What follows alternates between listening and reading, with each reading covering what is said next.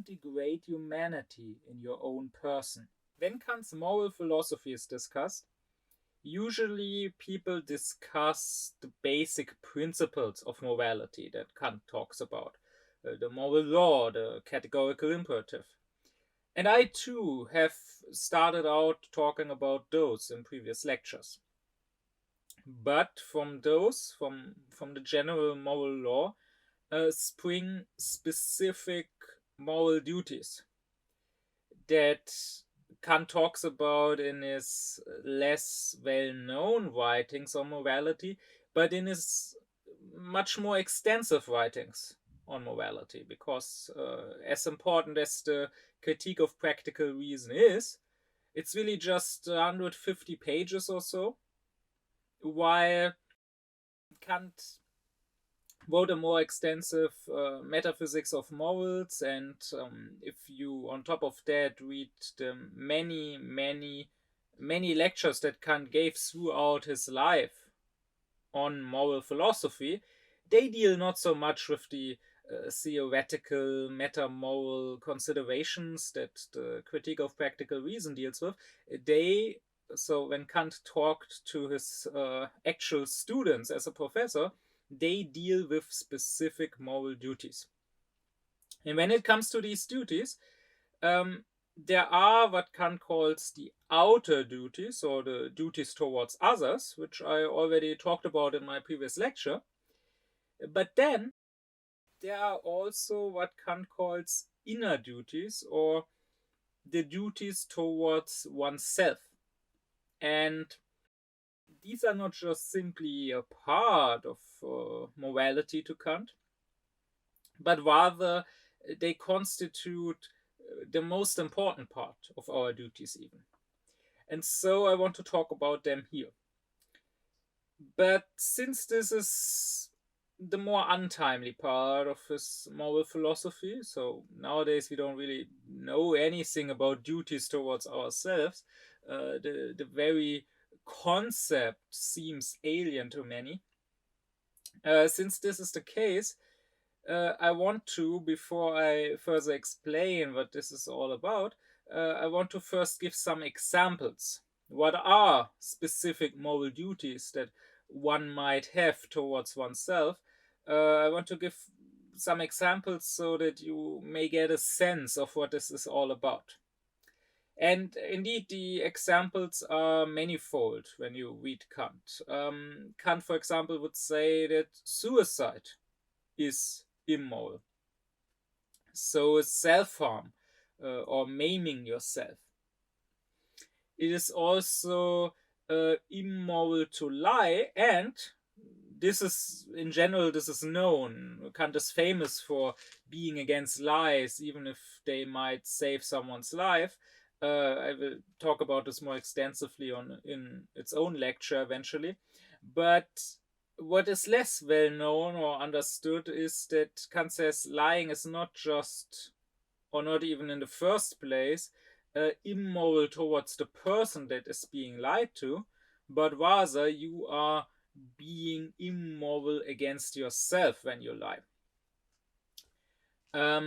Likewise, what is immoral is being greedy. Immoral against yourself is when you are a coward. You're also being immoral against yourself when you lack pride, when you let injustice be done to you without resisting it. When you, even if you voluntarily let injustice be done to you so as to save someone else, right? So let's say, I don't know, you live under some tyrant and he wants to unjustly punish someone, let someone be executed who doesn't deserve it, and then you step up and say, no, let him be, let him go, please, I beg you, kill me instead. This might seem very heroic and very courageous, And to be sure, maybe it does need bravery, but it is still immoral, Kant would say. You are not morally allowed to throw yourself away like that, even if it could help to save another. That is not to say that you should not try to save the other. And that is also not to say that under all and any circumstances you must save your own life. Kant would say that it is okay um, to risk your life. So you could rebel against the tyrant. You could try to fight to save that person that is about to be executed, even if that would risk your life. But what is not okay is letting yourself be punished for something you simply have not done. You mustn't accept any sort of punishment that you don't deserve. What is also more generally immoral towards yourself is risking your life needlessly, risking it recklessly. So once again, the life is not the highest good for Kant. There can be good moral reasons to risk one's life, for example, to save somebody else. Uh, but you shouldn't risk it recklessly. So like train surfing, right? Those people who jump onto the roof of a train just for the thrill or just to impress others. Um, or if you make some bet, if you bet, and because of that bet you do something dangerous, risking your life, that is being immoral, Kant would say. But at the same time, wanting to save and preserve your life at any cost, sacrificing even justice, maybe even other people for your life, that is also immoral towards yourself. In general, throwing away your freedom, uh, making yourself a slave, giving yourself into slavery willingly, making yourself an instrument of another's will, mindlessly submitting to that will, be it out of greed or be it out of weakness and cowardice, that too is a lack of morality towards yourself, Kant would say. Um, Likewise, the duties towards oneself include uh, trying to have a healthy spirit in a healthy body, staying away from excess.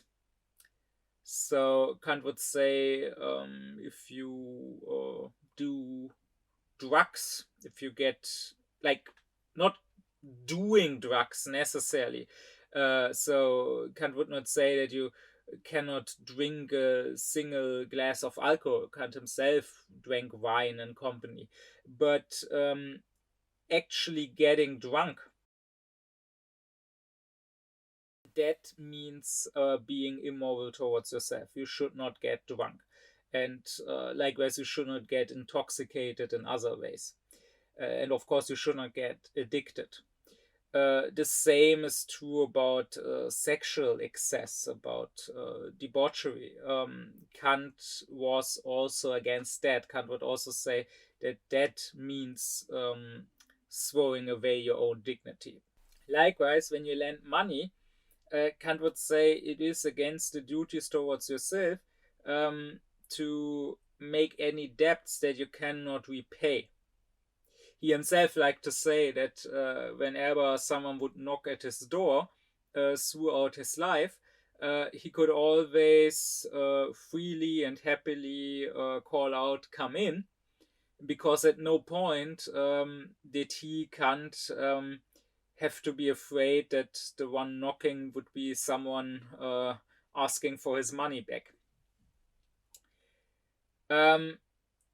What Kant is also against, that is if you are unclean, if you don't care. So he is not saying you must be super fashionable and be super obsessed with how you appear to others.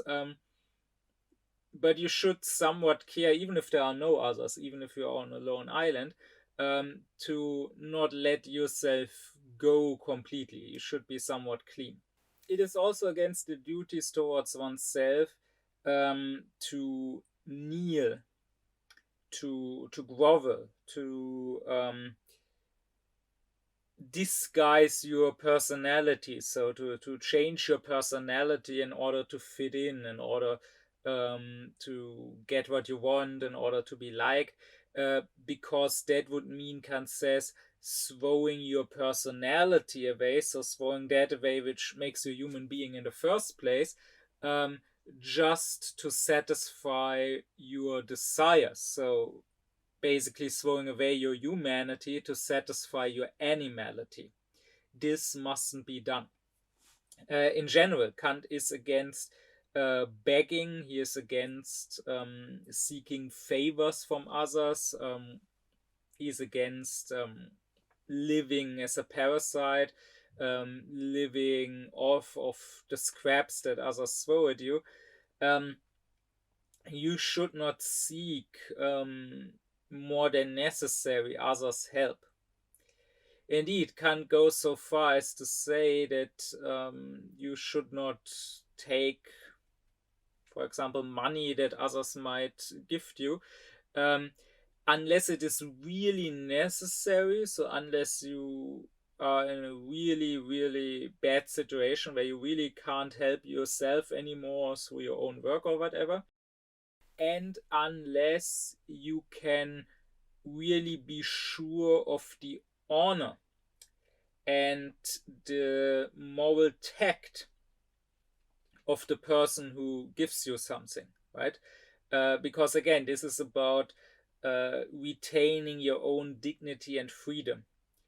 If this gets you into some sort of debt, even if it's not a monetary debt, but like an emotional one or whatever, if this leads to, from now on, the other person not meeting you as an equal anymore, but being above you, or if this leads to any sort of dependence on the other person, that puts you at risk of throwing away your dignity, and him at risk of abusing the newfound power, this is immoral.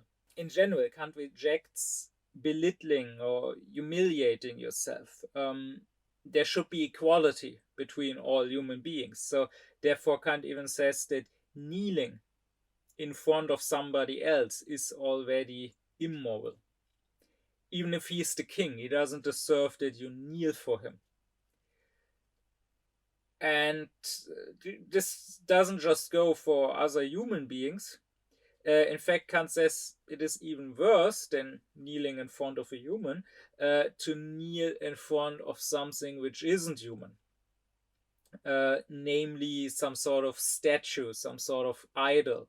So, idolatry, I mean, most people would reject it, be it on the grounds that they say because their faith rejected, because they think it's blasphemous against God, or be it on the grounds that they are maybe atheists in general and think that this is just stupid. But most people, when they reject idolatry, would not reject it by saying it is immoral, and namely it is immoral towards yourself. But Kant does. He says that idolatry and that any form of superstition, wasting your time with magical amulets or whatever, being in fear of trembling because of, I don't know, a black cat crossed your path or whatever, or because it's Friday the 13th, this is not worthy of a human being, of a rational being. This is harming your own dignity. Kant also says that you should not needlessly whine and complain and cry. Indeed, he says that he who wails and laments about his own misfortune does not deserve compassion. He rather deserves being laughed at and ridiculed. Only he who bears his misfortune in a strong, stoic, manly fashion, only he is deserving of our compassion for that misfortune. Kant even goes so far as to say that you mustn't cry out in pain, and that you mustn't cry either. And this latter statement is explained because to Kant, crying is the effect of the powerless. So out of powerlessness, out of helplessness, we are moved to tears. That is, Kant says, why it is most fitting for the powerless, he thinks of the women and the children, to cry. But he who has the power to change the bad thing that is happening to him mustn't just sit there and cry about it, because he can change it. And this is, well, this is what Aufklärung in general is about. Being and understanding yourself as a perpetrator and not a victim in life. Crying is for victims that cannot help themselves, Kant would say. A perpetrator, someone who is master of his own fate, has no reason to cry. That is why Kant says you might cry for others' misfortune, for the cruel fate that befalls others, because maybe you cannot directly help them. But you mustn't ever cry for yourself, because Kant believes that you can always help yourself. If not outwardly, surely there are some issues that cannot just be fixed, like if we are ill with some deadly illness that cannot be cured. But inwardly, that is, you can at least change your attitude towards it. You can at least be wise and bear it with some wisdom, being detached in some manner. So, in general, these duties towards yourself, these were just a number of examples, they are about preserving your own dignity, and they are once again about pride. Kant says we should have pride. It's important to understand him correctly here, however, because nowadays, and this maybe says a lot about our time and about how big the lack of dignity is nowadays. Nowadays we have almost forgotten what pride actually means. Because if you think about it, when the word pride is used today, when somebody says that he's proud, we usually mean proud of something, right? Saying I'm proud of my country, or I'm proud of my child, or I'm proud of my accomplishment, or I'm proud of my good looks, I'm proud of my good grades, I'm proud of my high IQ, I'm proud of my money, whatever, but I'm proud of something. And this is pathetic. Now, of course, there are various degrees. Being proud of your nation amongst those is certainly the most pathetic, because here you are proud of something which you have not even done yourself, right? The pride in one's nation is just for those people who, well, it's just for losers, right? It's just for people who cannot achieve anything themselves. You will always hear them talk about what's so great about their nation, be it the military power, be it the economic success, be it the culture, whatever. But no matter what it is, one thing they all have in common is that they don't contribute to it, right? Like you can say that, I don't know, if let's say you are English, oh, you're so proud of Shakespeare, but funnily enough, those people who say that, they are never Shakespeare, not even close. They are not great poets or whatever. Um, or like I live amongst many Turks who will say that they are proud of the Ottoman Empire, of how much land the Turks once conquered, but they never conquered anything. Not that I know. So this is just for pathetic losers who want to be proud of the accomplishments of others because they have no accomplishments of their own. This is clear. This is why you will never find a serious, even remotely aufklärt person being a nationalist. But even those other kinds of pride, even being pride in your own accomplishments, like being proud in your success, being proud in some work you produce, like some piece of art or some scientific accomplishment or so, uh, that still is not aufklärt. Because if you think about it, you are still saying that you yourself are nothing and worthless, and that you need this other thing that you did, that you accomplished, to give you worth. If you say, I'm proud of my good grades or I'm proud of my good looks, it means that if you didn't have good grades or if you were ugly, you would have no grounds for pride. There is another sort of pride, however, which has somehow been lost, which is not talked about much anymore. I think this is both true for the German language and also for the English and probably also for other languages.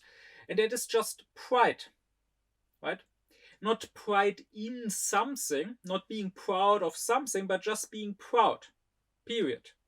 Like in the sense of when you say, no, I will not do that, that goes against my pride. I may have lost everything else, but I have not yet lost my pride. I will not fall to my knees and back or whatever. Um, and this is the sort of pride that Kant talks about. This pride, Kant says, is the feeling that necessarily accompanies virtue, because it is really nothing else but the consciousness of our own dignity, of our own worth. So if we are virtuous people, living free, living with autonomy, not being slaves to our own desires, not making us slaves to other people, then we can have, and then we automatically will have pride. And this sort of pride is more of a negative pride, Kant says. So that's also why it has nothing to do with arrogance, with looking down on others, thinking you are better than others. It's more about not thinking that you are worse than others and not letting yourself be treated as such, right? Having enough pride to not let yourself be treated with contempt. This attitude of Kant's fits well with one of his favorite quotes. Kant had read the ancient Roman authors, even in his school days, and even in his old days, he liked to quote them. And one of his favorite quotes is "Tu ne sede males, sed contra audentior ito," which might roughly be translated as "Don't give in to the evil, but rather meet it all the more bravely." This, I think, very well describes Kant's attitude. But anyways, this so far was just a rhapsody of examples. You can somewhat systematize the duties towards yourself if you go by the table of categories. For Kant, there are these 12 categories of the intellect, 12 concepts that we have, that we don't gain through experience, but rather that are, so to say, um, part of the necessary structure of our thinking. I talked about this in its own lecture on the table of categories. And what is always important to Kant is the architectonic. This also I discussed in its own lecture on Kant's scientific method, the architectonic. He would say that this is what distinguishes science from the common, the unscientific cognition, that it is architectonic. So we must be systematic in science. We must not just randomly look around what we may find in experience, because then we could never be sure if we have found everything, right? So, in the case of the duties, we could never be sure if we have come up with all the duties that there might be, or if there might be more kinds of duties. No, we need, before we get into the specifics, we need to have some sort of general plan. And this plan Kant usually takes from his table of categories, because if, as he says, those 12 concepts are the basic concepts of all our thinking, and all our thinking happens within those concepts, then of course everything that we can think, in this case the duties, must be something that can be described within the structure of those concepts. Again, this will make more sense if you go to my lecture on the table of categories. Now, Kant systematizes the duty towards oneself according to the three categories of relation, which are the categories of substance and accidents, of causality, and of community, or of the whole and the parts. Starting with the first, so the categories of subsistence and inherence, Kant would say that it is the duty towards myself to take care of myself as a substance. So I might change my accidents, that is my attributes, the state I am in, but I must not change myself as a substance, and I must not turn myself as a substance into an item, into a means for an end, into something that can be used by others. This is precisely why it is forbidden for Kant, morally forbidden, to commit suicide, or to harm or maim yourself, because that would mean destroying, or at least harming yourself as a substance.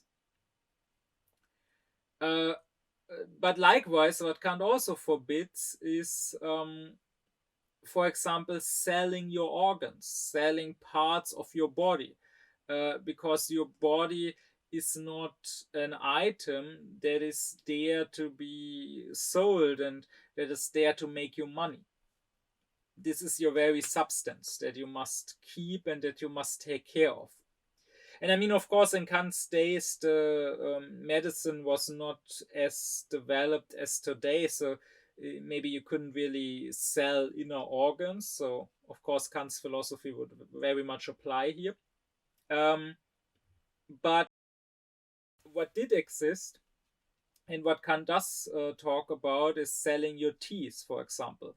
So, in his day, there were poor people that would, for money, would let their teeth be pulled out, and then more wealthy people would buy those teeth to use as their own false teeth.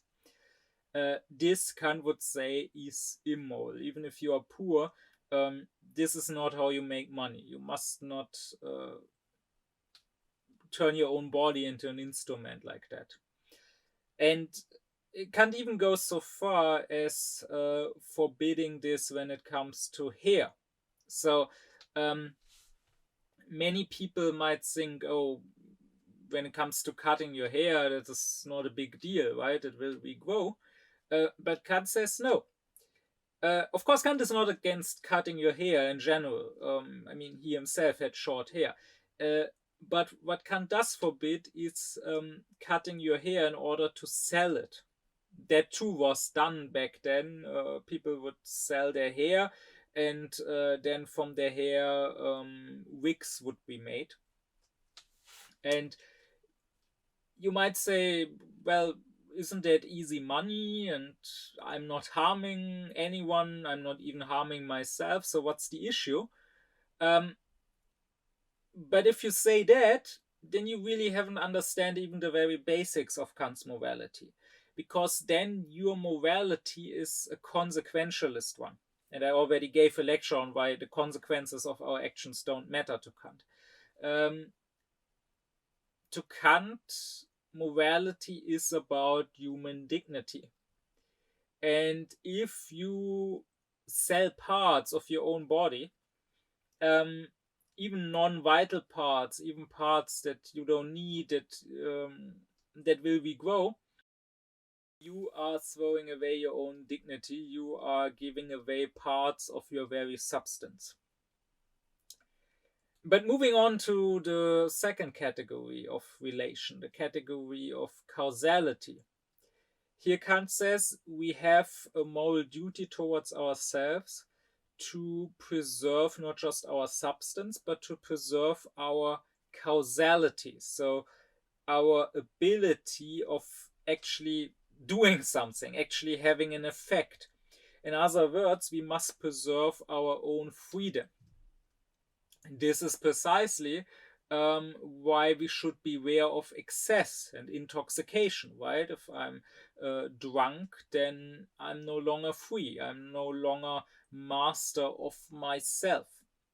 But this is also why we mustn't become the slaves of others, why we mustn't submit to others.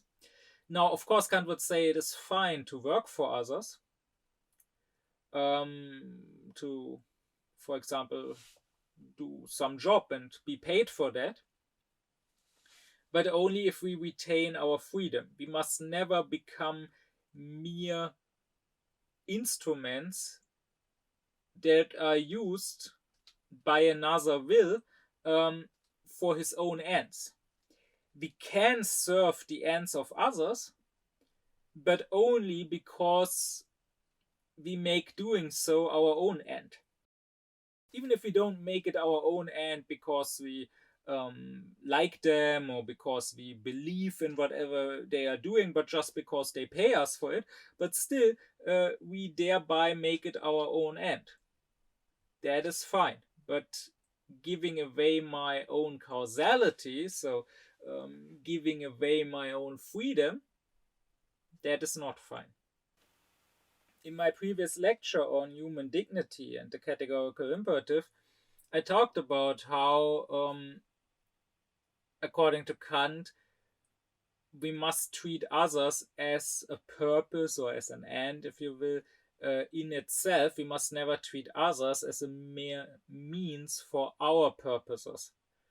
But well, this is also true for ourselves. We must not allow ourselves to become a mere means for others' purposes. We must retain our own autonomy. Now, as for the last of the three categories of relation, the category of community, here Kant says that this concerns our community with other people.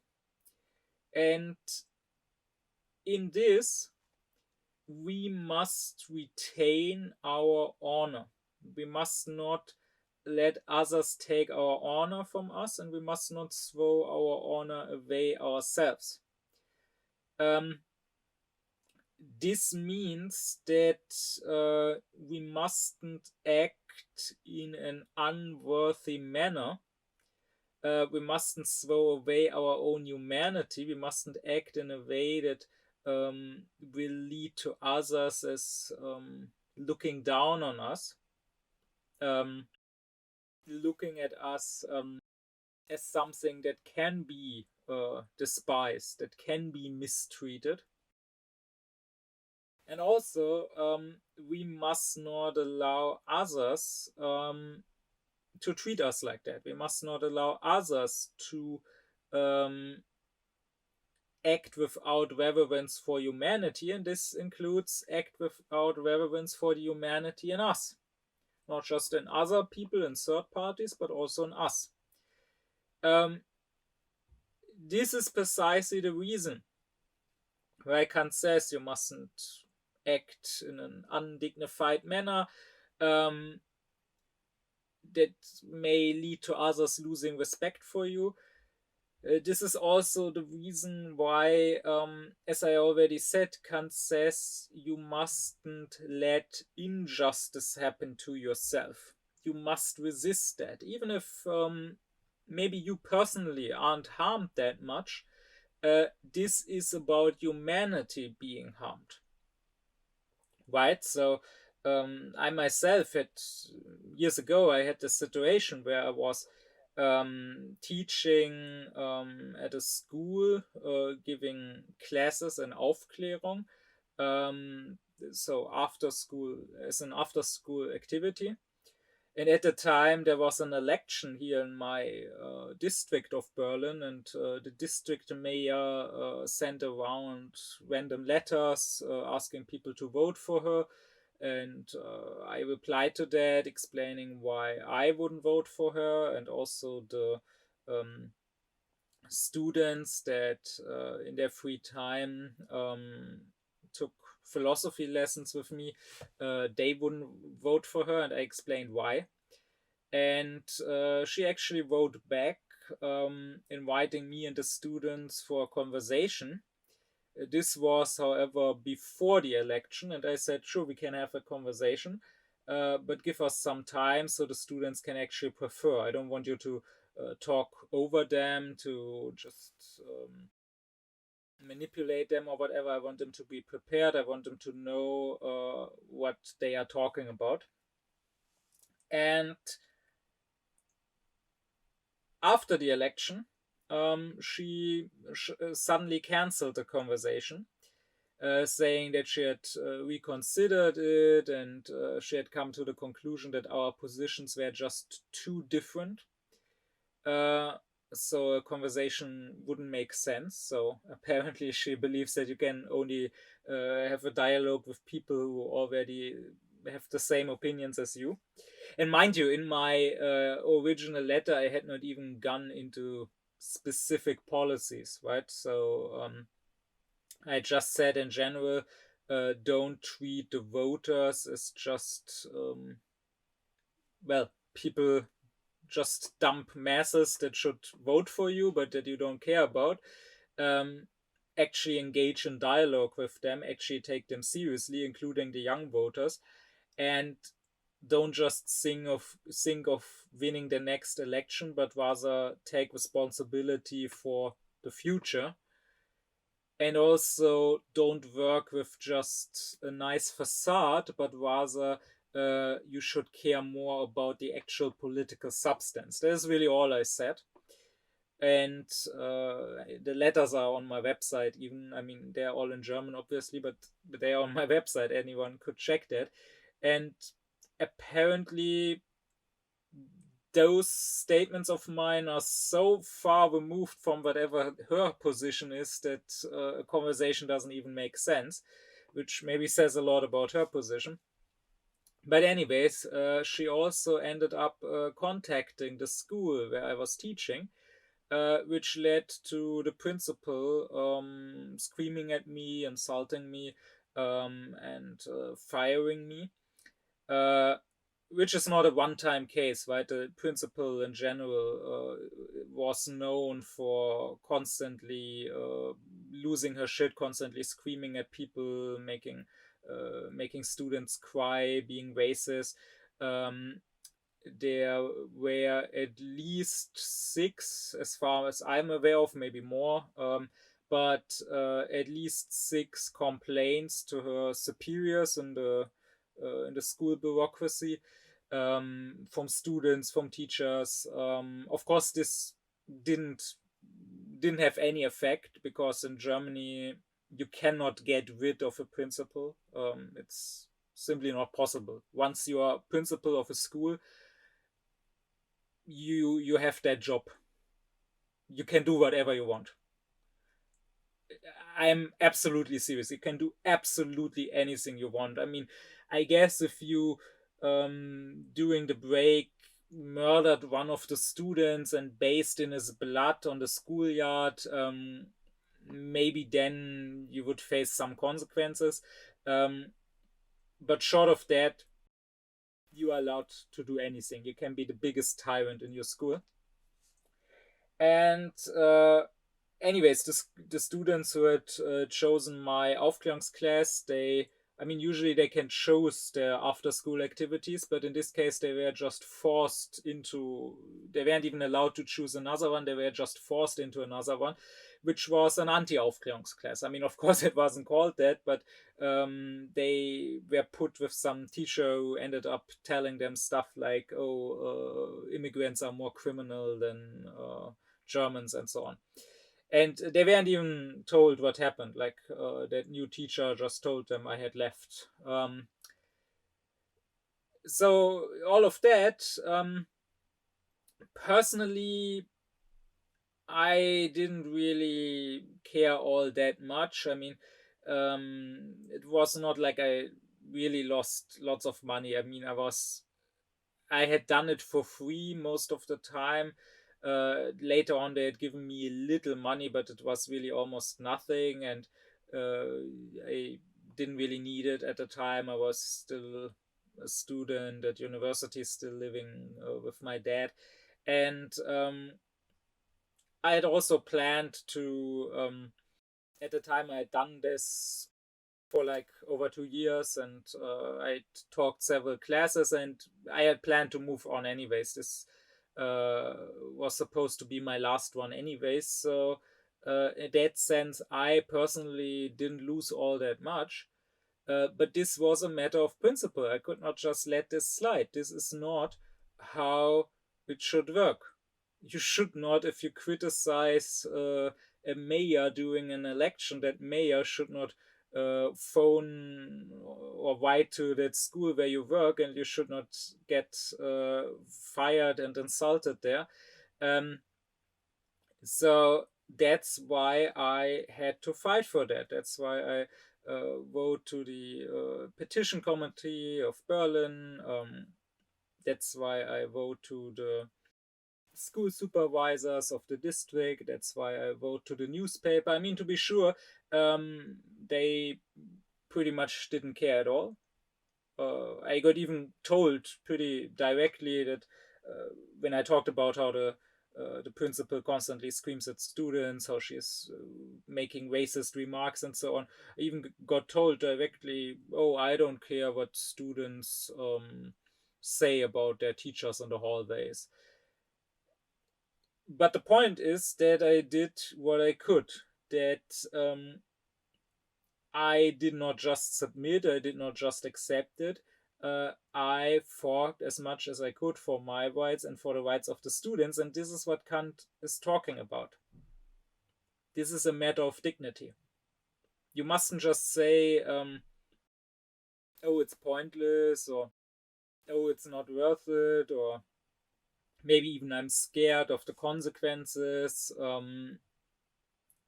Rather, you must fight injustice.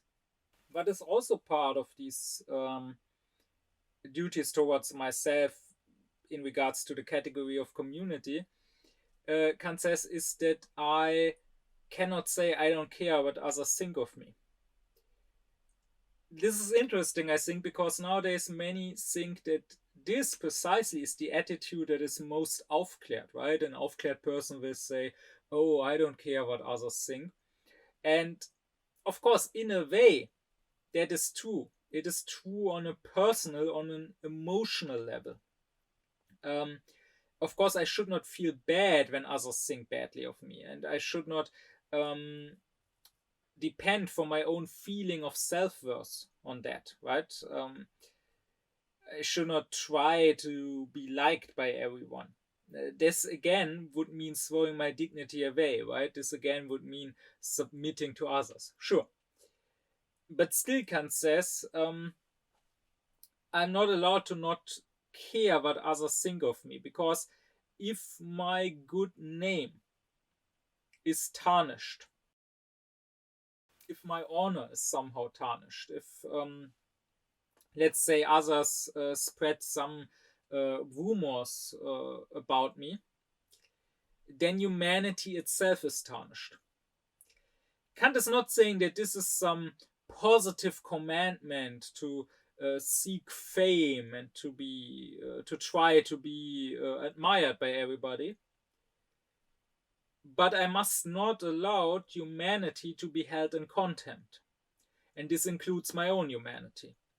If people think badly of me, then this can only mean two things. Either I actually have done something bad, which should be despised, then I'm an evil person anyways. Or I have not done anything wrong. It is for unjust reasons that I'm now being despised. Then, if I just accept that, if I'm just indifferent about that, I'm also an evil person. As a good person, I will not be indifferent about humanity being despised, about people in general losing their reverence for humanity because they think that here, a human being, here, I have done something bad. I would even go a step further. I would add what Fichte says, that not just is this against the duties towards myself, it's also against the duties towards others. Because if I say, I don't care what you think of me, then I'm basically saying you are not a human being. I'm basically saying you are not thinking at all. You are not a rational being. Your thoughts, your judgments don't matter. You are just like some dog who barks at me from across the fence when I pass the garden where the dog is in. The dog would bark at anyone. It doesn't matter that the dog is barking. So I'm treating you as an animal when I say what you think of me doesn't matter.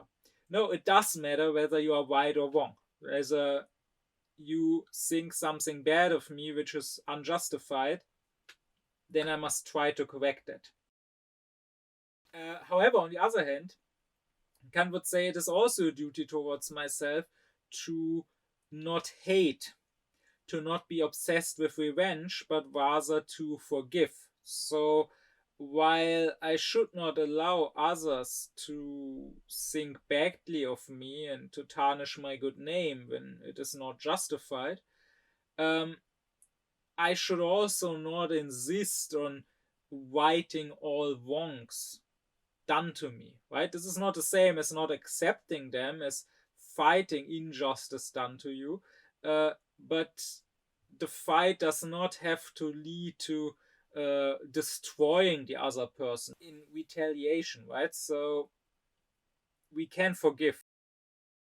We can let things slide. That is not the same as being a doormat and letting ourselves be trampled over. But with that, enough of the specific duties towards oneself, both as mere rhapsodic examples and both in a more systematic fashion. I will say what I said in the last lecture, the one on the duties towards others. If you are interested in specific duties and what Kant says about them specifically, you should read Kant yourself. You should read specifically Kant's lectures. I want to talk about this in a bit more general fashion, and I want to focus more on Kant's principles. Because, as I said in that previous lecture, the application of the principles is something that you can criticize. It's something, it's often the weaker part of Kant's philosophy. So you could maybe disagree with Kant about specific duties towards oneself that he talks about, like um, especially when it comes to the morality in regards to sexuality. It is obvious that Kant still, in many regards, is a person of his own time, thinking, for example, that homosexuality is means throwing away your dignity, acting against the duties towards yourself. Here we can, of course, disagree and say that Kant misapplied his own principle, but that is not necessarily a reason to dismiss the principle as such. However, this, of course, is done nowadays. Nowadays, when we think of morality, it seems to be the most natural thing for most to think of how you treat others. Most people don't even think of that morality could also be about how you treat yourself.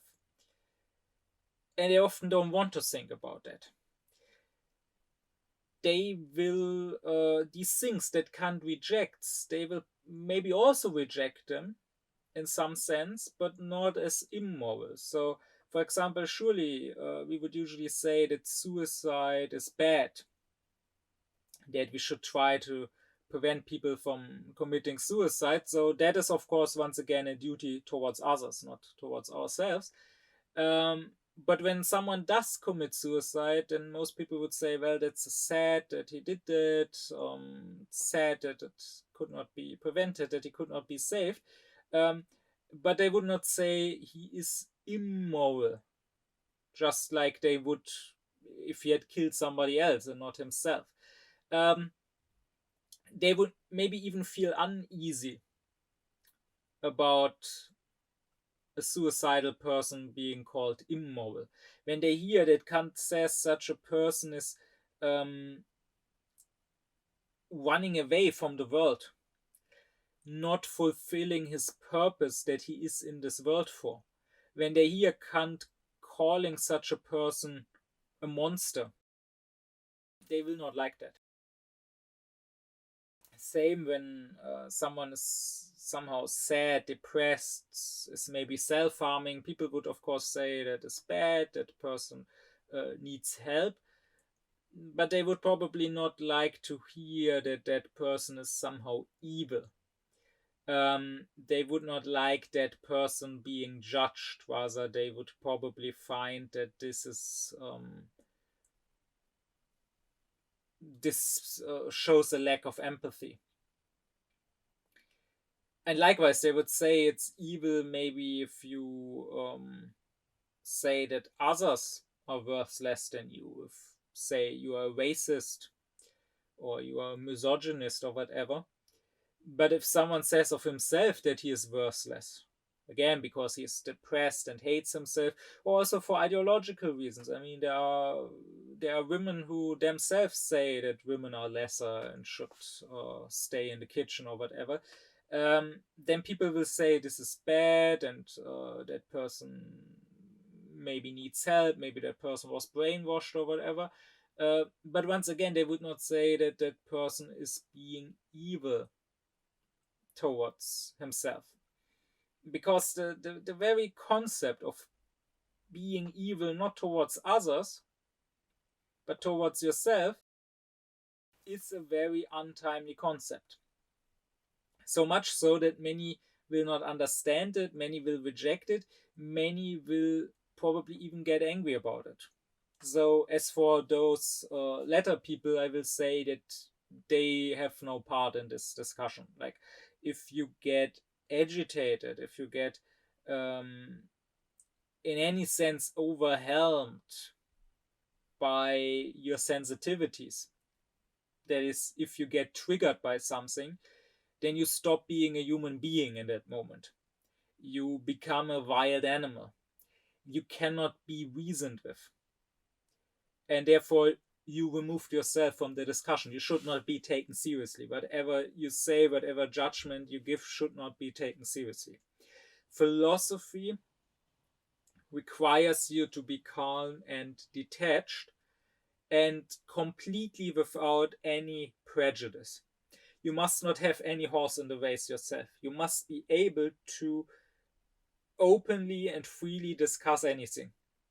If you cannot even discuss without sentimentality, if maybe we should all eat the hearts of babies for breakfast, then you have no place in moral philosophy. But to be clear, of course, Kant is not saying that we should just go to depressed or suicidal people and just tell them that they are being evil and should feel ashamed of themselves, and that this is maybe a good sort of therapy. That's, of course, not what Kant is saying, but we are not talking here about therapy. We are not talking here about how to help such people. We are talking about morality, which is a completely different matter. So I will get back to this question at the end, and I will show that actually this way of looking at it as immoral is actually helpful and not harmful if you do it the right way. Now, instead of sort of reflexively and instinctively immediately rejecting what Kant has to say, what I would suggest is considering it, and what I would suggest is employing Kant's critical method, which I discussed in its own lecture previously.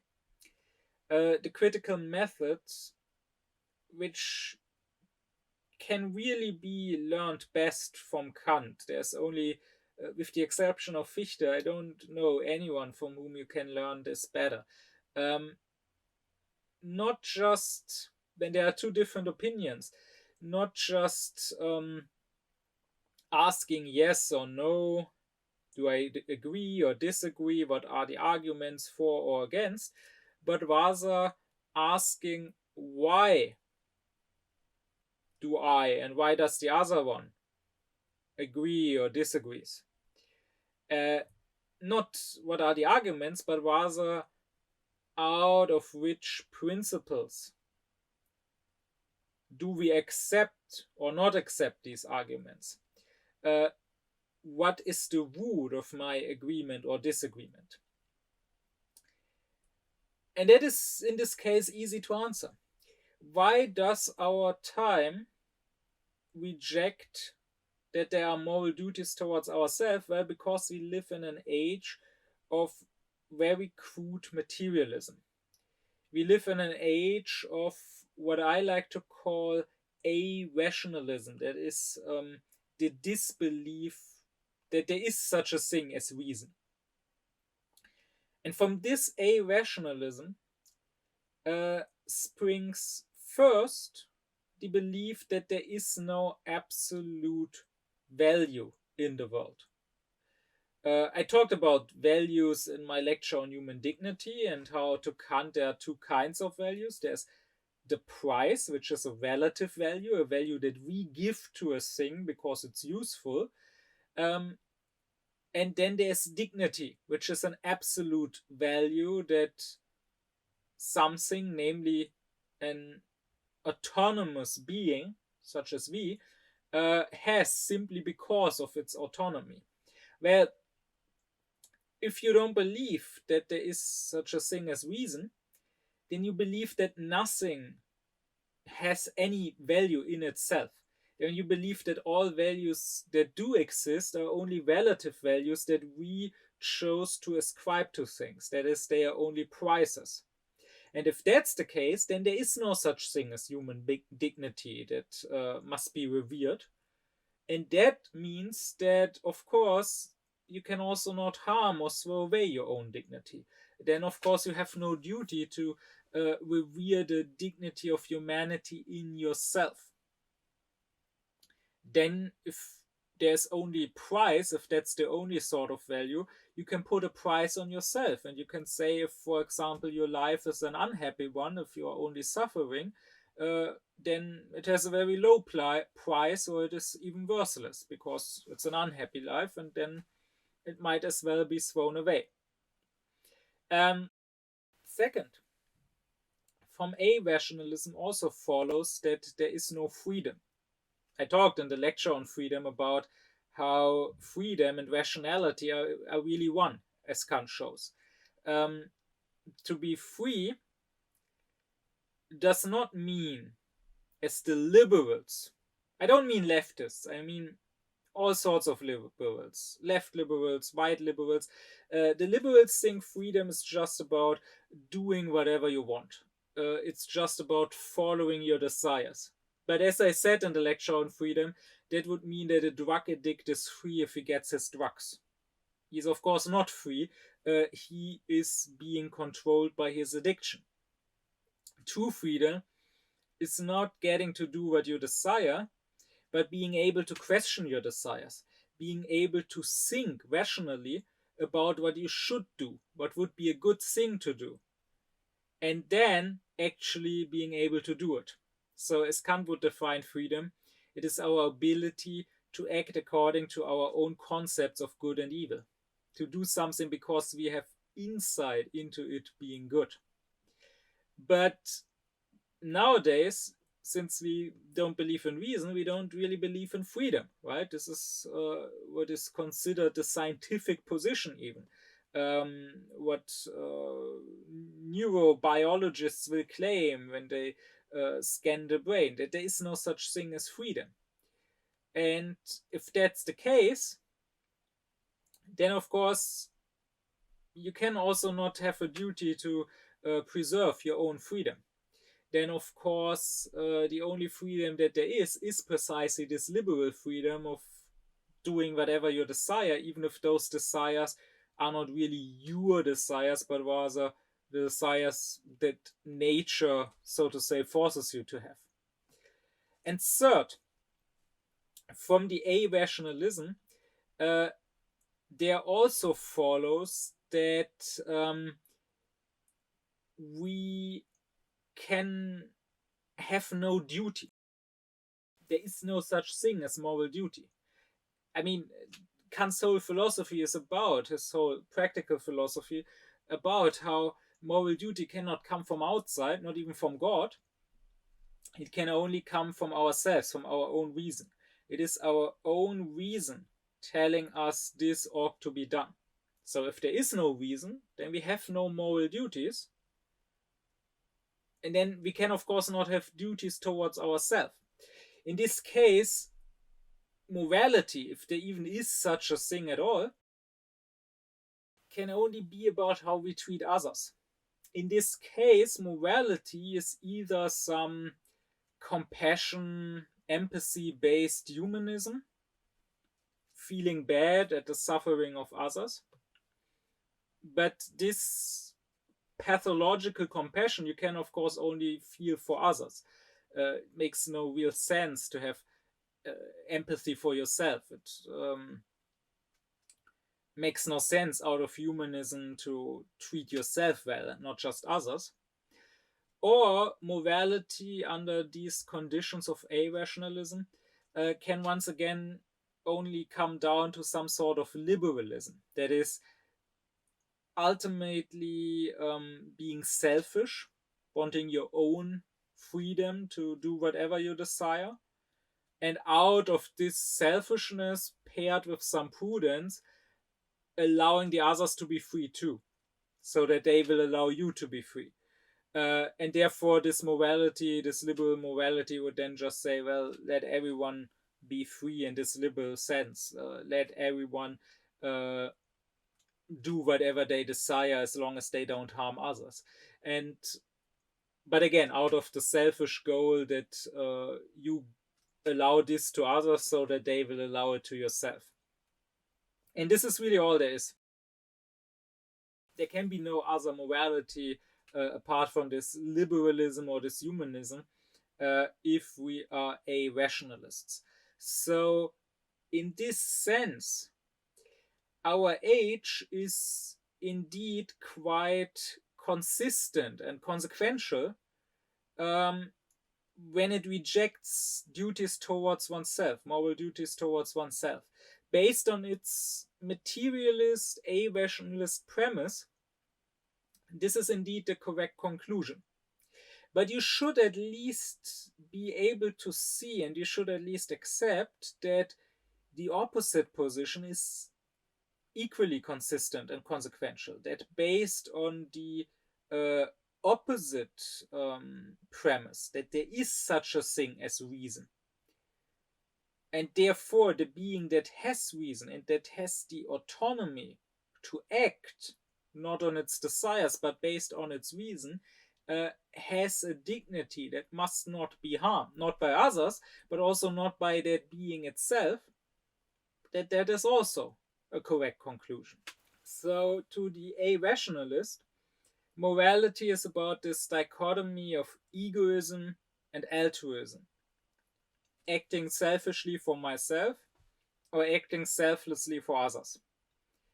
But to Kant, that's not what morality is about. That's not a dichotomy that exists in his thinking. The very word altruism was not even known at the time. To Kant, morality is about having reverence for humanity. Doesn't matter whether it's in others or in myself, right? I said in the lecture on human dignity that the second formula of his categorical imperative is act in such a manner that you treat humanity both in your own person and that of others, never just as a means for a purpose, but as a purpose in itself. So, to Kant, there is in a way no difference between killing somebody else and killing yourself. I mean, if you think about it, why would there be? Makes no sense. I mean, how can it be that I am not allowed to kill my neighbor, but I'm allowed to kill myself, and he is not allowed to kill me, but he is allowed to kill himself? So the same action, killing me, can be morally allowed or morally forbidden depending on who does it. It's forbidden if somebody else does it, but if I myself do it, it's all right. That makes no sense. Either it is right to kill me or it is not right to kill me. Either I have value, I have dignity, I have a worth and must not be harmed, or I don't. And in the latter case, if I don't have an inherent value, if it is not necessarily under all and any circumstances evil to kill me, including if I do it myself, then why would it necessarily be evil if the other person does it? If you start out this way, if you already morally allow suicide, then you already say that humanity has no inherent value, that humanity as such must not be revered, and then you cannot really tell other people to revere it. You can maybe get them to have compassion, but as I explained in the lecture on compassion and the good heart, that has nothing to do with morality. That is just pathological, that is just animal-like feelings. And you cannot disagree with this unless you want to say that a human being can be his own possession. Only under that premise could you be morally allowed to do with yourself whatever you want, even throw yourself away, destroy yourself, only if you are your own possession. Only if you reduce yourself to an item. But that's a position that is not just morally disgusting and abhorrent, it's also a position that is absurd. You cannot be your own possession. No thing can possess itself. If you are indeed a mere item and not a person, then yes, you can be possessed, but that precisely means that you yourself cannot possess anything, not other things, and certainly not yourself. Because that's what it means to be an item and not a person. It means not being able to possess anything, not having rights over anything. It means that others can use you, but you cannot just use yourself. But this is what you do when you say that your own humanity has no inherent value that must be revered. You reduce yourself to an item, to a means, to an end. Um, and that's what most people do. They treat themselves as basically just a pleasure receiver. And if that's all you are, if you have no dignified humanity, but you are just a receiver for pleasure, then of course it makes sense if you don't receive pleasure, if you only receive pain, maybe, to throw yourself away. That is to kill yourself. Just like it makes sense to throw an old TV away that does not receive any images anymore. If it's broken, throw it away. That is true for all items, for all objects that only serve as instruments for something else. But it is not true for something that has dignity, that has its own inner value in itself. And I think one reason why many in our age will struggle with specifically this part of Kant's moral philosophy is that they have no real concept and no real sense of reverence or of contempt at all. They think if you call someone immoral, like Kant calls the person who commits suicide immoral, they think someone who's immoral must be someone that must be hated. And then they say, well, I don't hate the person committing suicide, so he cannot be immoral. But to Kant, hate and moral contempt are two very different feelings. Hate is a personal feeling. You can only really hate if you yourself were harmed. So you can hate the person who beat you up, maybe. But if you hear that someone beat up someone else, a third person, that is completely unrelated to you, then you cannot really hate that violent person. You must be, for hating, you must be affected yourself, at least in some degree. Maybe not directly, maybe you were not beaten up, maybe your best friend was beaten up, and you hate the person who did it because of that, but in some way you must be affected. Contempt, on the other hand, Kant would say, is a general feeling, not a personal one. Contempt you can feel for someone simply because he does something contemptible, because he does something despicable, even if you yourself or your loved ones were not harmed in any way. And Kant would say that hate, if we are to hate at all, hate is indeed something that we would rather feel towards people who act against the duties towards others. So people who beat, who murder, who rape others. Hate is not something we will feel for him who acts against the duties towards himself. Indeed, such a person is not just not hated, such a person can even be loved, Kant says. Right? We can, someone who's suicidal, we can maybe still love him. Because love is not directly connected to dignity. We can even love animals, Kant would say, who have no dignity, who have no autonomy. But what we cannot do when somebody acts against the duties towards himself, we can maybe still love him, but we cannot have reverence for him. We cannot hold him in high respect and regard because of his steadiness and because of his sublime character. If he is someone who succumbs to, let's say, depression and who, say, self harms or kills himself, that we cannot do. So, And that is what matters to Kant in morality, that it is not about love or hate necessarily, it is much more about reverence or contempt.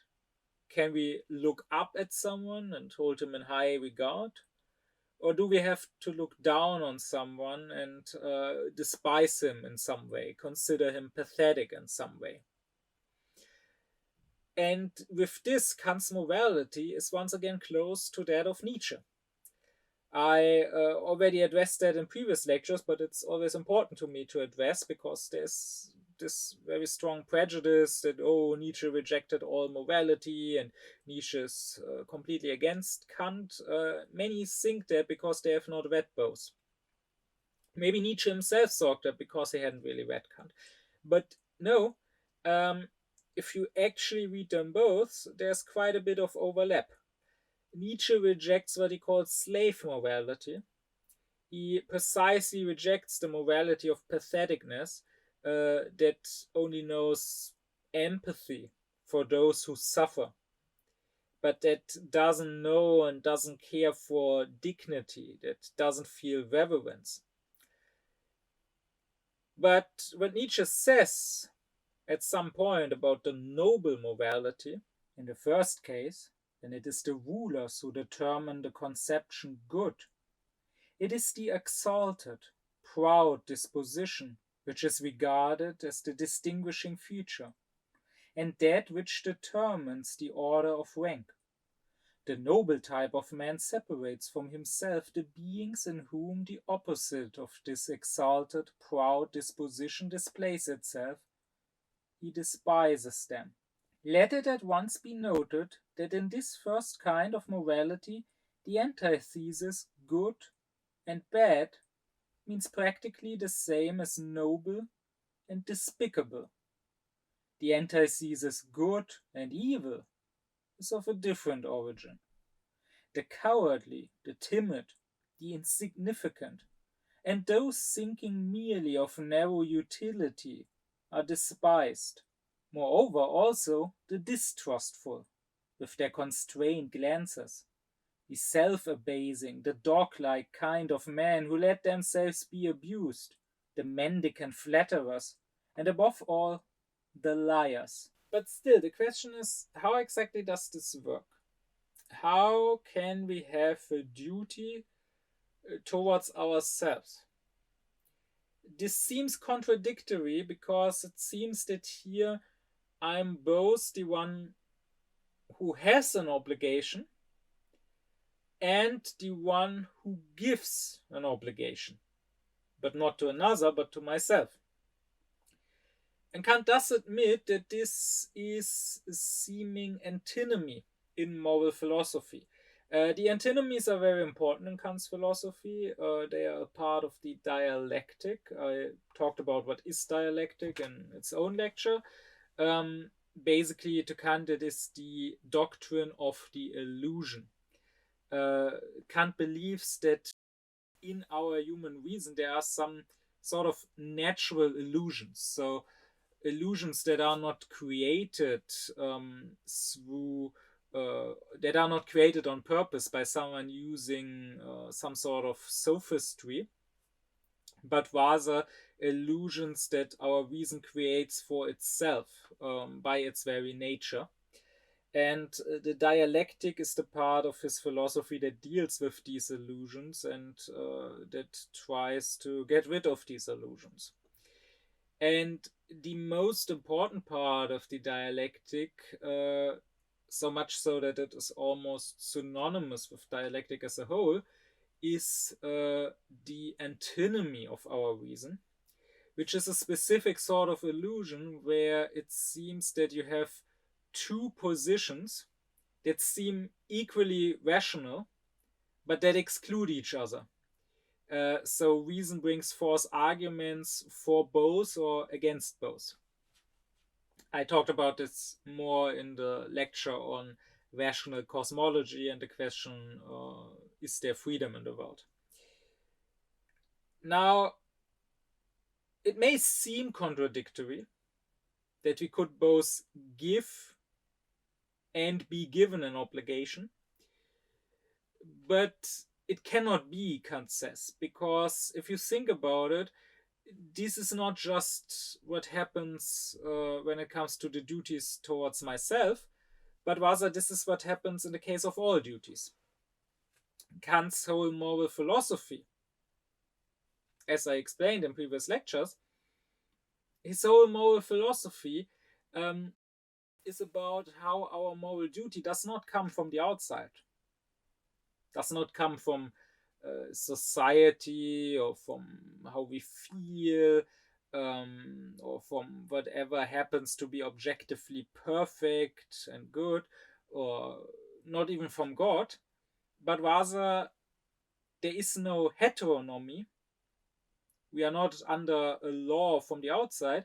There's autonomy. We are under our own law that we give to ourselves with our own reason. So even when it comes to duties towards others, it is still the case that I am not just the one who has the obligation.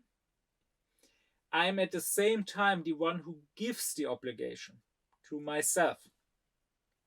So the question is, how is that possible?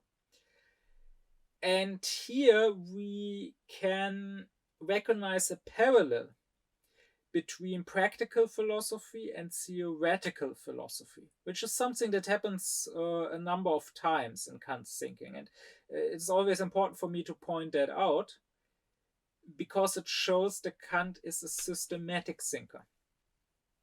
His thinking, and this is very untimely because we live in a time of syncretism, of eclecticism, of random, rhapsodic opinions. The minds of most people are just patchwork, with the various patches not fitting together, and the people not even realizing that their various opinions contradict each other and don't fit together because they are not outclared enough to think consistently. And they will treat others, even philosophers, in the same way. So they think when they read someone like Kant that they can just take apart and tear it out of the whole, so to say. They may think that they can maybe agree with a part that they like and disagree with another part that they dislike, but that is not the case. Kant produces a system, an organic whole, where, as he says, it's not like a pile of sand where you can just take a grain away. It's more like an organic body where you cannot just cut out one organ as you like. So you either have to accept Kant's philosophy as a whole or you have to reject it as a whole. And what he says, therefore, in one part of his philosophy is mirrored or has a parallel in other parts of his philosophy, and so do not just the problems, but also the solutions to the problems, which is precisely why I say you can only reject all of his philosophy or accept all of it. So, in theoretical philosophy, there is a similar problem, and that is the problem: how can I be affected by myself? How can I be self-conscious? I discussed that too in a previous lecture, the one on apperception and the self-consciousness. It's clear I'm aware of other things. An object, like for example the camera in front of me right now, an object can affect me, can, so to say, get into my consciousness. Then I'm the subject, the one who is conscious, and the object is, well, the object, the one that I am conscious of. But when it comes to self-consciousness, Fichte called the human being the subject objectivity because I'm both. I'm the subject and the object at the same time. And the question in theoretical philosophy is, how can that work? And the answer that I already gave in that previous lecture, the answer lies in Kant's idealism and his distinguishing between the homo phenomenon, that is the specific individual as it appears in the sensual world, me or you or he or she, and the homo noumenon, that is the super essential humanity as such that we can think, but it never appears. So in theoretical philosophy, the way self-consciousness works is that in the mere thinking, which is super essential, the empirical thoughts and feelings and desires, all sorts of representations, appear. I, as a homo phenomenon, as a essential being, appear to myself as a homo noumenon, as a thinking being. Well, when it comes to morality and to the duties towards myself, it is really the same thing. How can I have an obligation that comes from myself? Because it is humanity in me. It is the homo noumenon that obliges the homo phenomenon, the sensual person that I happen to be. I have so in that sense, I don't have an obligation towards myself if by I and myself we understand the same being, but rather I, as this sensual person, I as Jonathan Löwer, for example, have an obligation towards my own humanity. That is my own rationality, my own autonomy.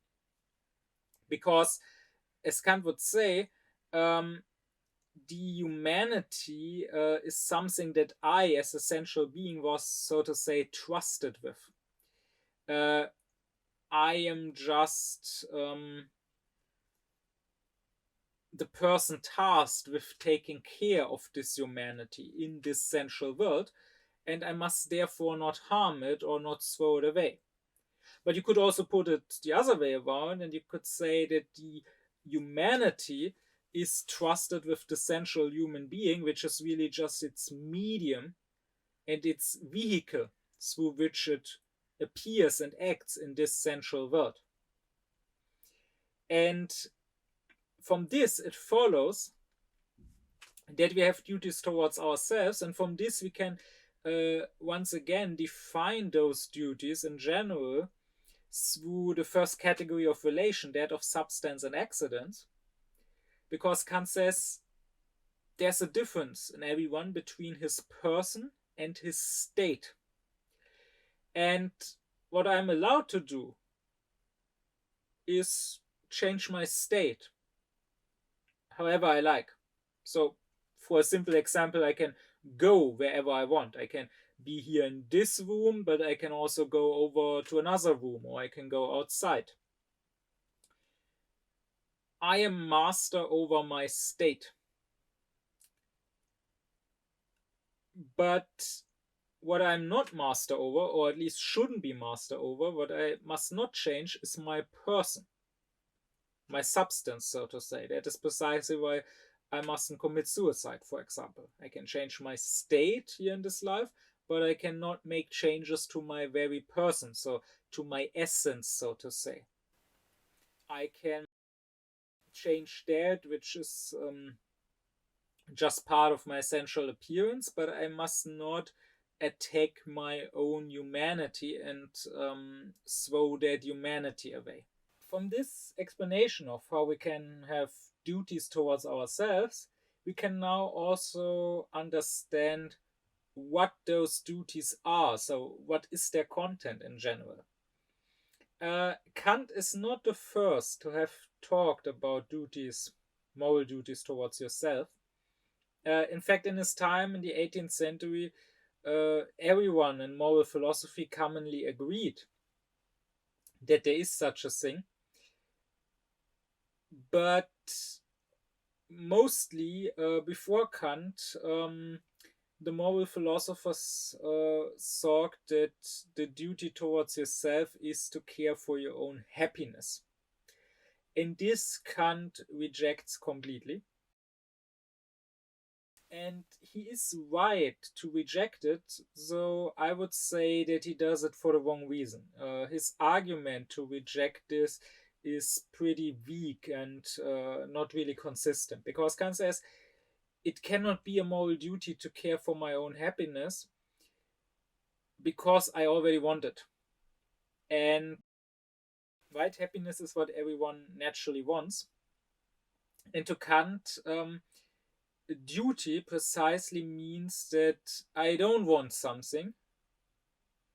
I should do it, I ought to do it, but I don't necessarily want it. If I already wanted it, then it would no longer be a duty. This, however, I think is not a good argument. Because, first off, as Kant himself says, this is true for beings such as humans that are rational and therefore ought to be moral, uh, but also sensual beings and therefore aren't necessarily moral. But Kant says that a pure rational being, he says that God is moral by necessity. For a holy being, Kant says, a being that is not just good, but holy, that is, it doesn't just have a good will, but rather it has a will that doesn't even have a propensity for evil. Not just that does not want evil, but that cannot even possibly want evil. For such a being, there is no shall, no ought, but rather there's only what it already wants. But that does not mean that such a being is outside of morality, that the moral law doesn't matter for that being. It just means that the law is, so to say, a law of its inner nature, that the law is a law that that being necessarily fulfills, and therefore there is no obligation. So this could also be the case when it comes to acting morally towards others, towards ourselves. Just because we already want to be happy does not mean that it could not be the case that the moral law also dictates that we should care for our own happiness. And secondly, even when it comes to our duties towards others, Kant, of course, says that we can also do them because we want to. Right? I can help someone who is in danger, not because it's the right thing to do, not because it's my moral duty, but maybe because I love that person and therefore want to help him, or because I have compassion. I discussed this in the lecture on the goodwill and the good deeds. This is the difference that Kant makes between the legality of action and the morality of the will. So I can do an outwardly legal action, that is an action in accordance with the moral law, that still is not a moral action because I have not done it for the right reasons, because I have not done it because the moral law dictates it. Well, if that is the case when it comes to the duties towards others, why should it not also be possible that this is the case for the duties towards myself? It could be that it is my duty to care for my own happiness. And yes, most people do this not because it's a duty, but because it's also something they want, because it's a pathological desire of theirs, and therefore it has no value in their case, no moral value, but it could still at the same time maybe be a moral duty. So therefore, I don't go with Kant's argument. I think you could find better arguments for why happiness is not what the duties towards ourselves are about. Namely, happiness is a desire not of humanity, because humanity, the homo noumenon, is completely supersensual and has no sensual desires, but happiness is a sensual desire. So it is basically a desire not of my humanity, but of my animality, of me as a sensual being. of the homo phenomenon. That's why happiness cannot possibly be the content of the duties towards myself. That, by the way, does not mean that it is immoral to care for your own happiness. So of course, that's not what Kant says. You are allowed, as long as it happens within the bounds of morality, so as long as it happens in a moral way, you are allowed to make yourself happy also, but it is not what is your moral duty. Rather, the moral duty towards yourself is precisely about humanity. It is about that idea of humanity whose image we are, and which gives us a moral obligation, be it towards ourselves or towards others, in the first place. Only because we have this idea of humanity, of the perfect, of the holy, of the God-pleasing humanity, the idea of holiness, which I discussed in its own lecture, only because we have this idea in the first place, are we moral beings? Do we have a moral duty at all? Towards others as well as towards ourselves.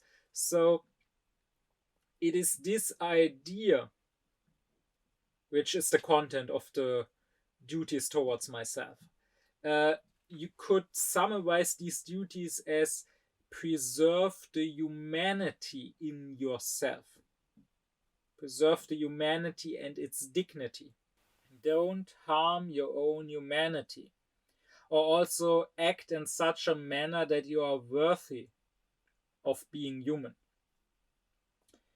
We could say that this humanity, not the specific central human, but humanity, was created in the image of God, as the Bible says.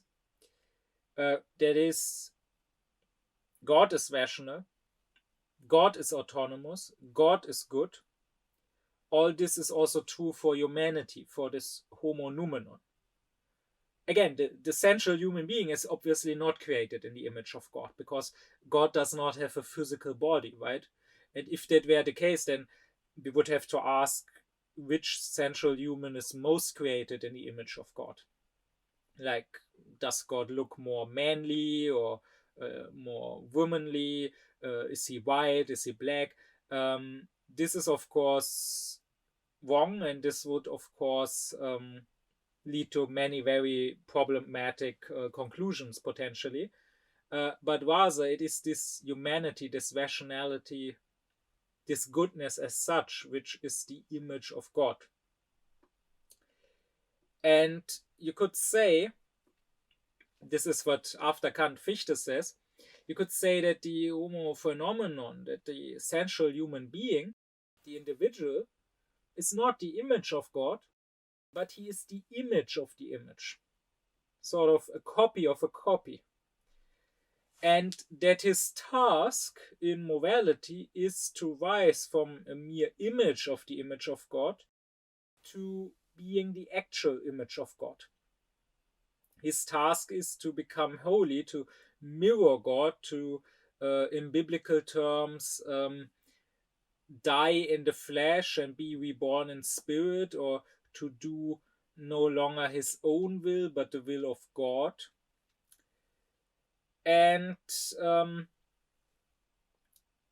this is something, again, Kant is not quite as explicit about this yet as Fichte is later on, but you could say that this is something that various religious and specifically mystical traditions have already talked about many centuries before, right?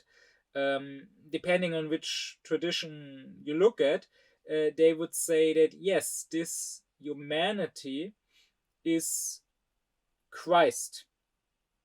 Not just the central individual Jesus that lived at a specific time 2000 years ago, but Christ, the Son of God, that was with God from the beginning.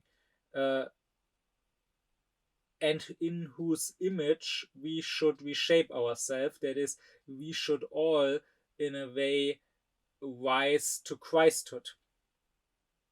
Or you could say, as is done in the Kabbalistic tradition, that this is the Adam Kadmon.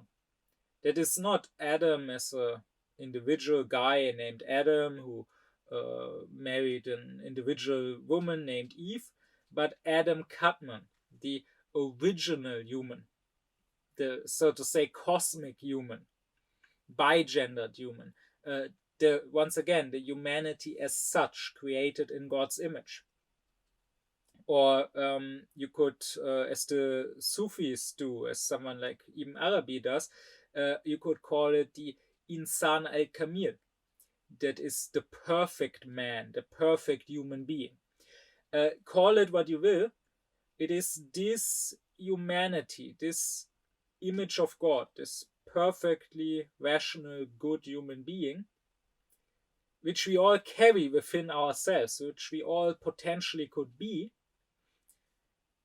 that we should have reverence for, and that we should never harm in our actions. That is the duty towards ourselves.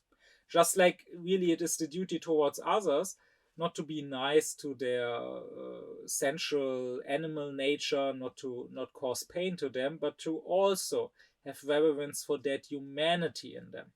So all the duties towards ourselves are about our own dignity. When Kant says, don't whine, don't cry, don't lament, but rather be courageous, even in misfortune, and try to change your fate, to actively do something about it, that is about dignity. When Kant says, don't kneel, don't beg, have pride, don't accept injustice being done towards you, that is about dignity. We should rather, if it comes to that, sacrifice our pleasure, our well-being, even our life, than ever sacrificing our dignity. That is why Kant says at some point we could summarize all the duties towards ourselves as have a healthy spirit in a healthy body, if you can. At another point, he summarizes them as don't turn yourself into an item, don't turn yourself into a thing. No matter how you summarize, no matter how you express it, always it is about dignity. But if that is too vague for you, if you don't really know what this is supposed to mean, or if you even suspect that Kant is just giving you an empty word that sounds good, you can ask, you can go one step further and ask, well, what is this dignity about? And you can remember, I discussed that in the lecture on human dignity, you can remember that to Kant, dignity comes from our autonomy. Our dignity comes from the fact that we are not just ruled by laws that are forced upon us from the outside, like from nature, but that we can give ourselves our own law. In other words, we are free. So really what the duties towards yourself are about is freedom. You should, on the one hand, preserve your own freedom, not throw it away. That is why, for example, suicide is evil, because clearly when you commit suicide, you are no longer free, you are dead. And secondly, if you can, you should even expand your freedom. You should become more free. So you should cultivate yourself, you should learn new facts, you should expand your knowledge, you should learn new abilities, you should train, whether you train your body, become stronger, become faster, whatever, whether you train your mind by learning new things, whether you learn to play an instrument or you speak a new language, you should expand your freedom, which of course also means, if you think about it, that it is a moral duty towards yourself to aufklär yourself, because that is what Aufklärung is all about. Cultivating yourself, expanding your freedom, becoming more autonomous. If you destroy your own person, in the moral sense, Kant says, if you throw away your own freedom, then it is as if you had thrown away and destroyed morality itself. Because if you are no longer free, how could you act morally? This also leads me to the, in a sense, most important, most central duty towards yourself that you have, and that is the duty to have moral maturity or moral independence, Kant says. That is, you must have your own moral judgment. You must be free in what you deem to be moral or immoral. Because if for your moral judgments you depend on others, be it some faith authority, your priest, your imam, your rabbi, be it some the authority of your parents, be it the media, the society around you, your peers, be it some ideology, it doesn't matter. As long as you depend on others for your own moral judgments, then even if you even if they happen to tell you the right thing, like you learn in school nowadays that racism is bad, this is now not your own accomplishment. It's just a lucky coincidence that they told you the right thing and that you blindly and mindlessly follow the right thing, but you would just as blindly and mindlessly have followed the wrong thing if you had been taught the wrong thing. No, Kant says, you have a duty to be free in your moral judgments, that is, to judge for yourself what is good and what is evil. But in order to be able to do so, you need two things. You need to know yourself and you need to know the world, Kant says. First, knowing yourself is needed. So this is the old Greek saying, know thyself, right? And Kant always interprets this as mainly being moral. Know that you are a moral being and know what your moral duties are. Know what the moral law asks of you. Know what your purpose as a moral being is. This is necessary because if you don't, then you don't even know that you have moral duties at all. And this means, in a way, that you must be a philosopher, right? I discussed this in my earlier lecture on what is wisdom to Kant. I said that to Kant, philosophy has two meanings. There is the philosopher in the school sense.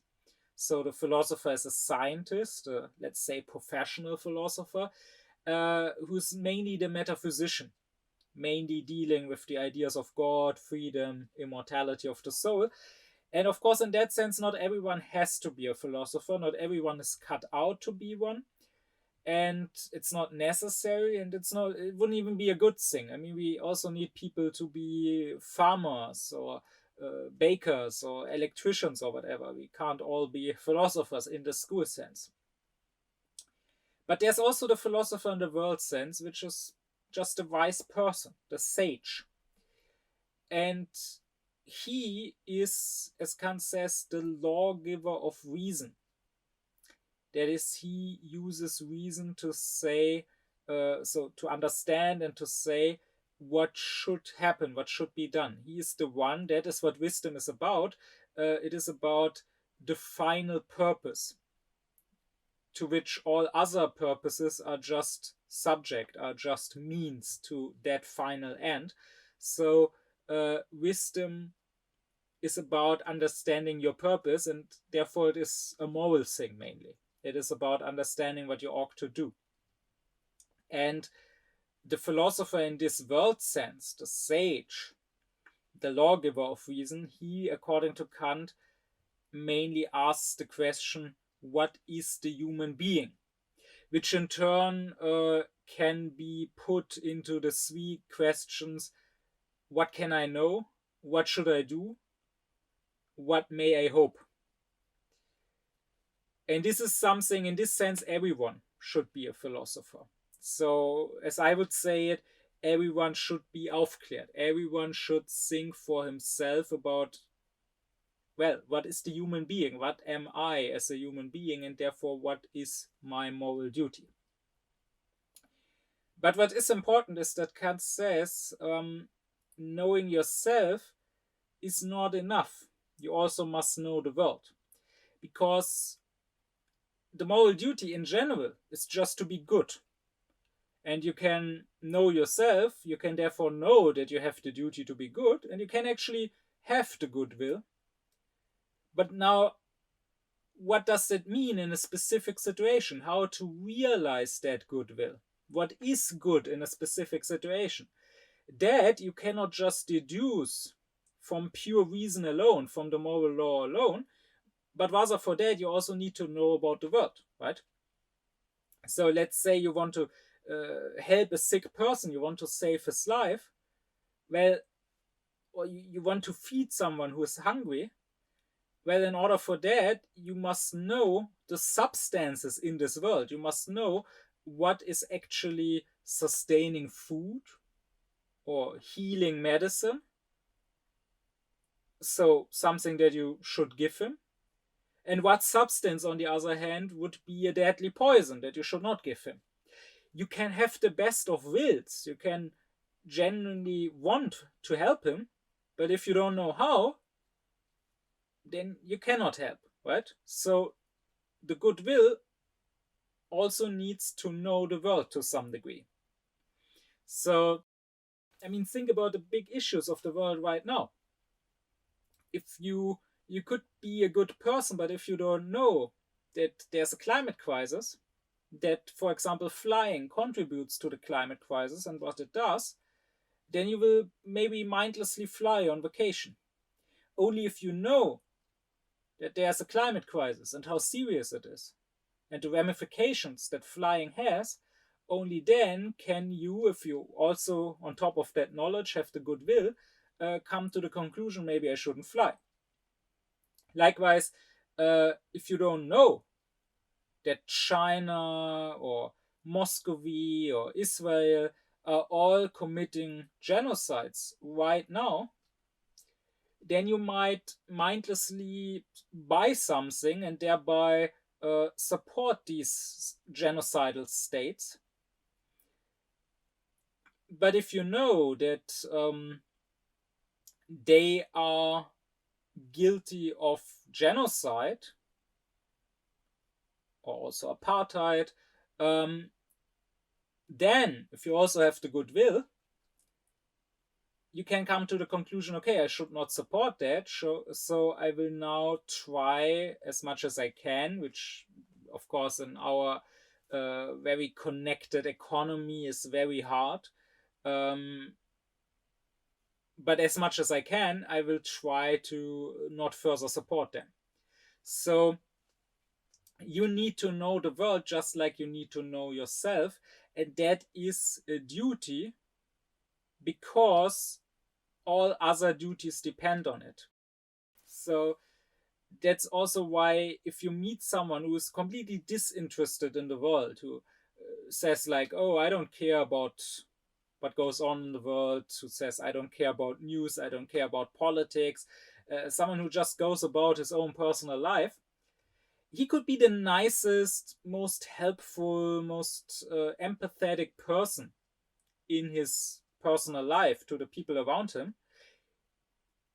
This is still just his empirical character, but you can be assured that he does not have the goodwill, that he is not a truly good person. Because if he really had the goodwill, he would inform himself. He would not want to risk accidentally supporting evil just because he does not know any better. If you have the goodwill, then you are interested in the world around you. Of course, you cannot learn everything about everything, but you will want to have a general sense of what's going on. If there's some injustice happening that maybe you could fight or maybe you could at least not support, if someone doesn't care about that at all, you can be sure that he does not have the goodwill, And therefore, if someone does not care about knowing the world, he also doesn't know himself. He certainly doesn't know that it is his duty to know the world. Now, once you understand and internalize all of this, once you get a sense for human dignity, then you will realize that there are a lot of things in the world, a lot of things that people do, that most people would either consider to not be morally relevant at all, or if they do consider them to fall under morality somehow or to be immoral, then they only consider them to be immoral towards others, but not towards yourself. But if, once again, if you have a sense for humanity and its dignity, then you will find that many of these things are immoral towards yourself. So, for example, there are people who are constantly triggered and who get angry very easily, who will constantly scream at others and with their head turning all red over the smallest things. Maybe someone, maybe they're in traffic and someone in front of them makes some small mistake or what they think is a mistake, doesn't drive fast enough or whatever, and immediately they scream insults at him. And such people, sure, they might be acting immorally towards others by insulting the others or screaming at the others, or maybe even physically attacking others in some cases. Um, but if you have some sense for human dignity, then you will also be disgusted by the way they throw away their own dignity, how they turn themselves into wild, foaming animals, how they lose all reason. That's what it is, right? Uh, I mean, if you are an aufklärt person, you just don't do that. An aufklärt person cannot be triggered. Like you can do whatever you want to me. You can insult me in any possible way. I will remain calm. I will not be triggered.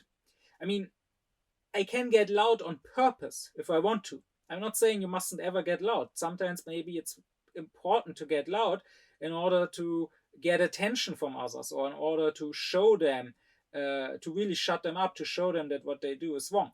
But you must be master of yourself. You must get loud because you want it, not because you lose control of yourself, not because your anger overwhelms you. This is something that just cannot happen to me.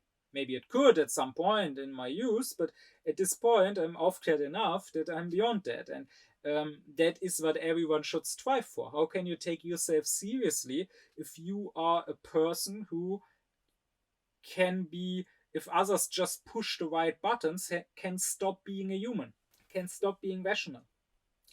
Or likewise, when I see people lying around at some beach, sweating in the sun, getting drunk, singing some raunchy songs, then sure, you could once again consider this from the perspective of the duty towards others. You could say that maybe they are leaving a lot of garbage at the beach. Maybe they are making life hard for the locals who are fed up with all these tourists destroying their island and causing trouble. Maybe the songs that they are singing are somehow misogynist. Maybe they were flying to that beach and thereby destroying the climate. All of that may be. But the first thought I'm having when I'm seeing something like this is just about the complete unworthiness of this. There's something in seeing people in this state acting like basically cavemen. And I know that I'm doing great injustice to the caveman by that, who certainly did not act like the cliche of a caveman. Um, it's something that makes you almost ashamed to belong to the same species, to belong to a species which is capable of getting into such an undignified state. Again, if you are aufklärt, you probably will not suffer even the presence of drunk people. There will be something deeply, deeply disgusting in drunkenness to you. Not just your own, but also others, of course. It doesn't matter if someone, when he gets drunk, gets more aggressive, or another person, when getting drunk, gets more sentimental.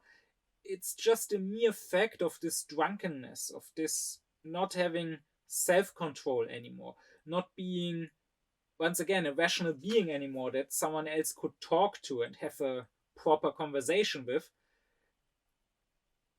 that is just unworthy. As Kant says, in drunkenness, we strip out of our own humanity. Or likewise, if you see how nowadays on social media, like on TikTok, on Instagram, young girls, often teenagers or in their 20s or whatever, post pictures and videos of themselves there, barely wearing any clothes, posting thirst traps. You will find that it is undignified.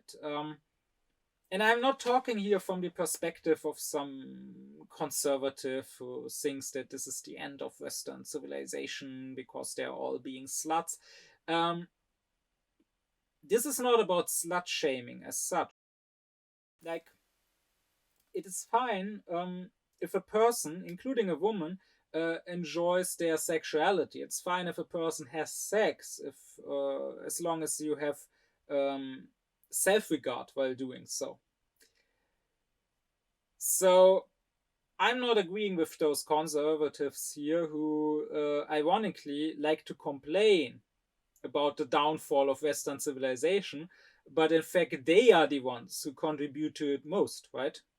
Because I don't think that Western civilization will fall simply because a woman showed a bit of skin, but rather it will more likely fall because of the climate crisis, or it will more likely fall because in our blind support of Israeli war crimes, we completely destroyed global order and international law that was built after World War II. But on the other hand, as much as I reject those conservatives, I also reject the liberal feminists who, in their superficiality, just blindly support anything that a woman does as empowering, no matter how much the woman may harm herself.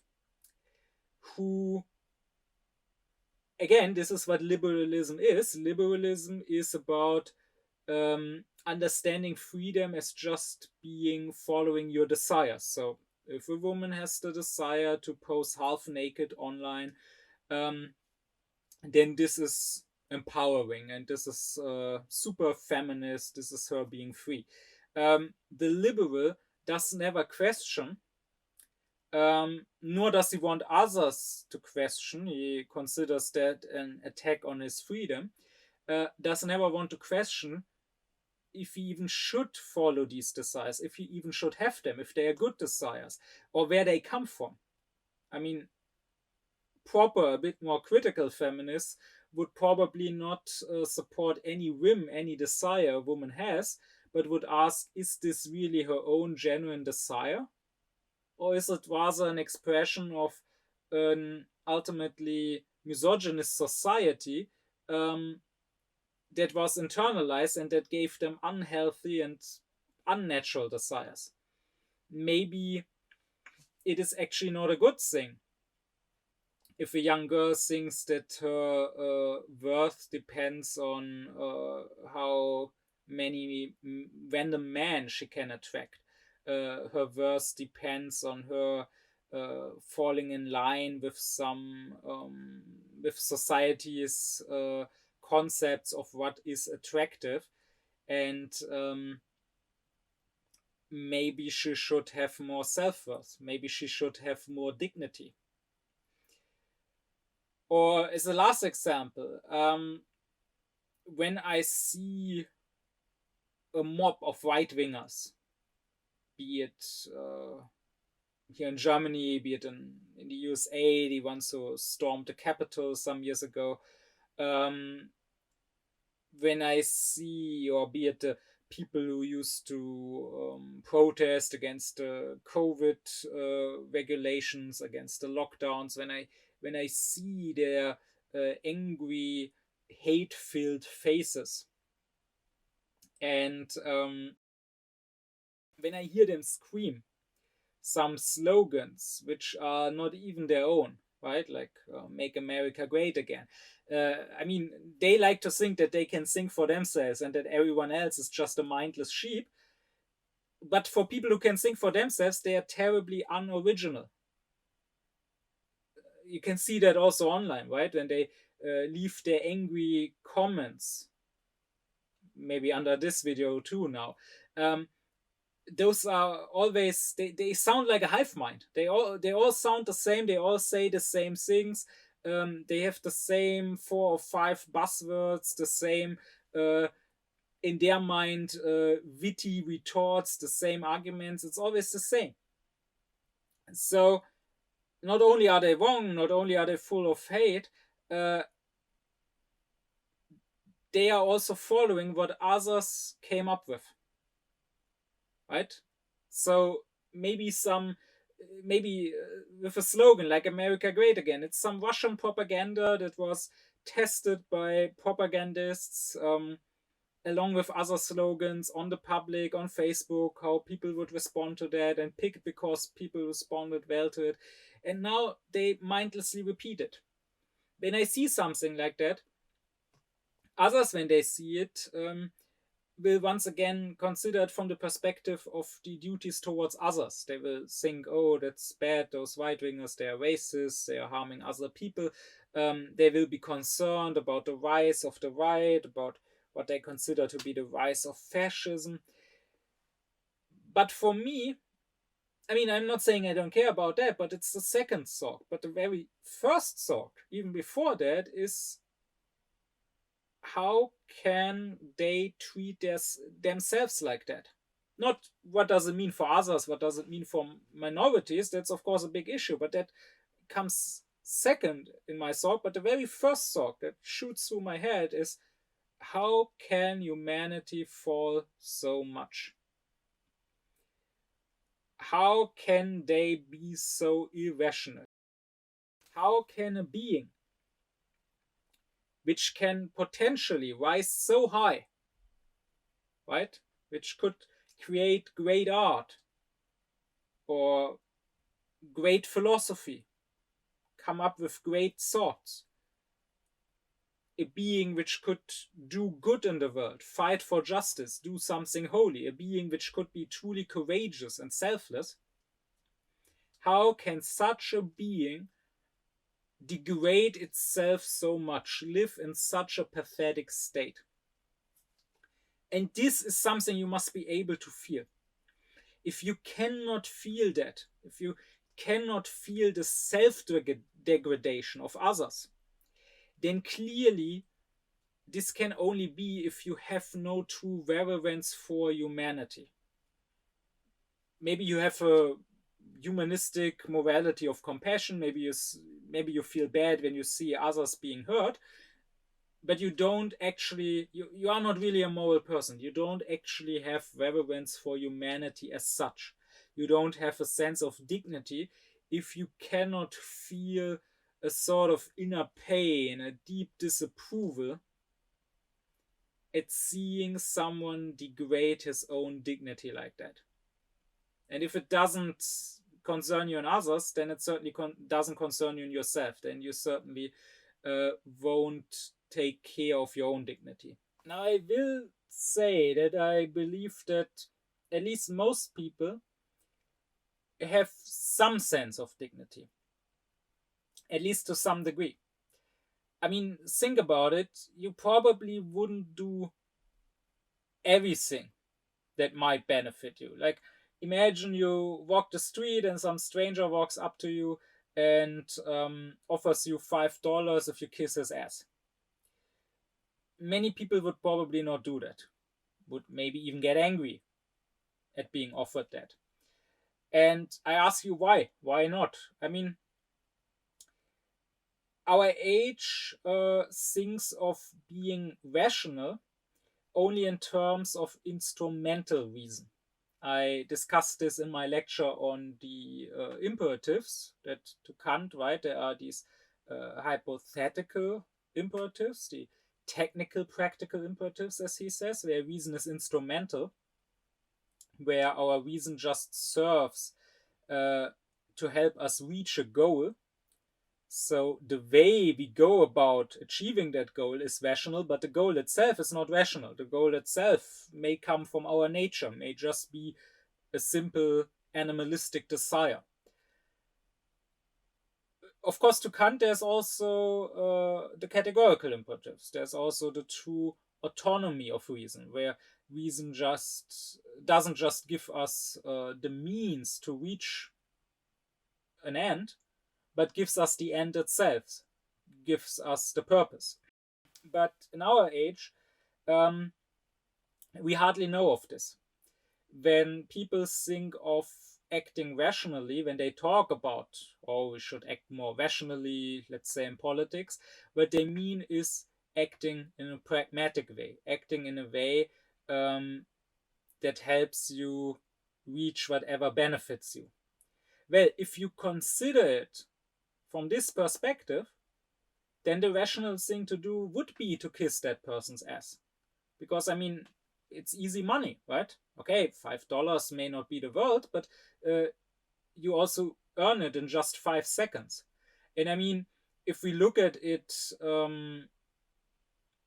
from just this perspective, rationally, it's not so bad kissing someone's ass, right? I mean, it's not truly unhygienic or anything if you just kiss his pants, if you just kiss the fabric.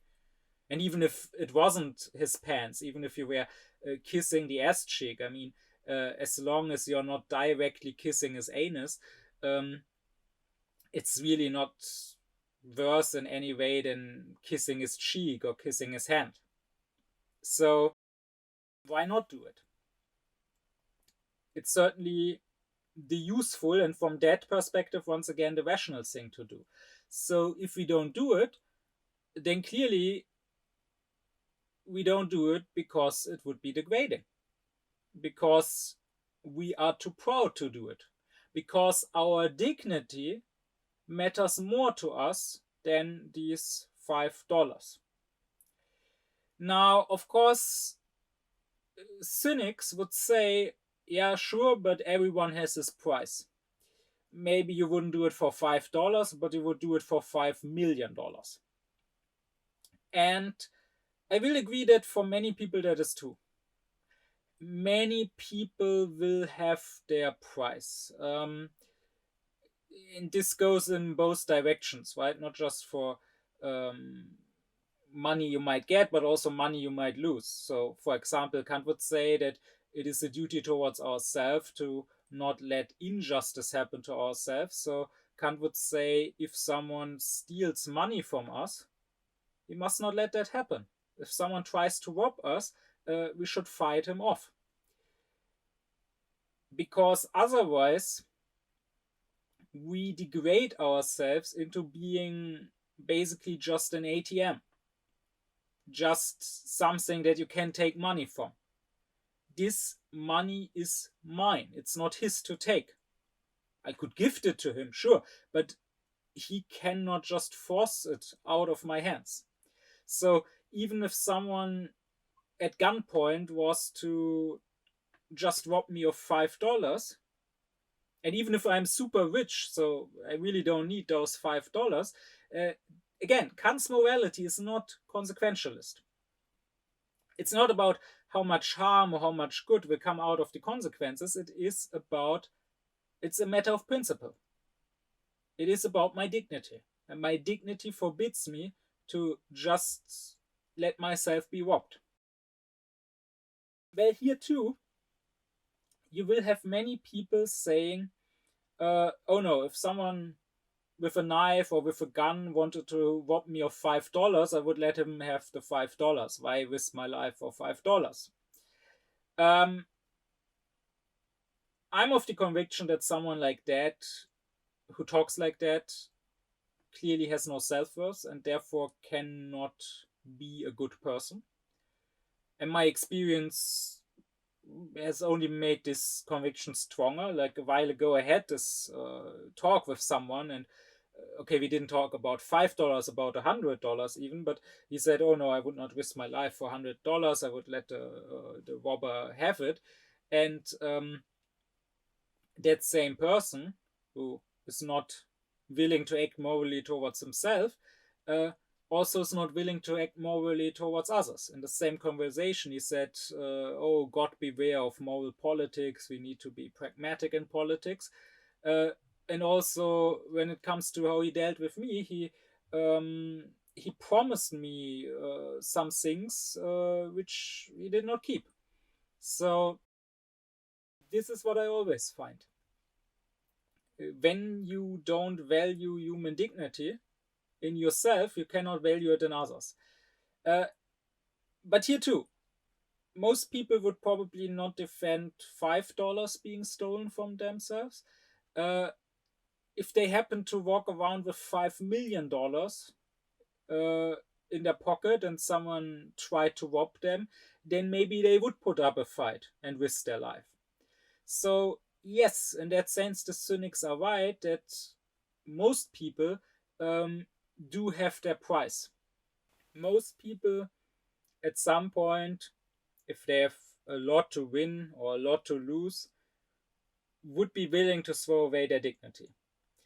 Now, you don't have to agree with the cynics that this is true for all people. There might be exceptions, but certainly it is true for many people.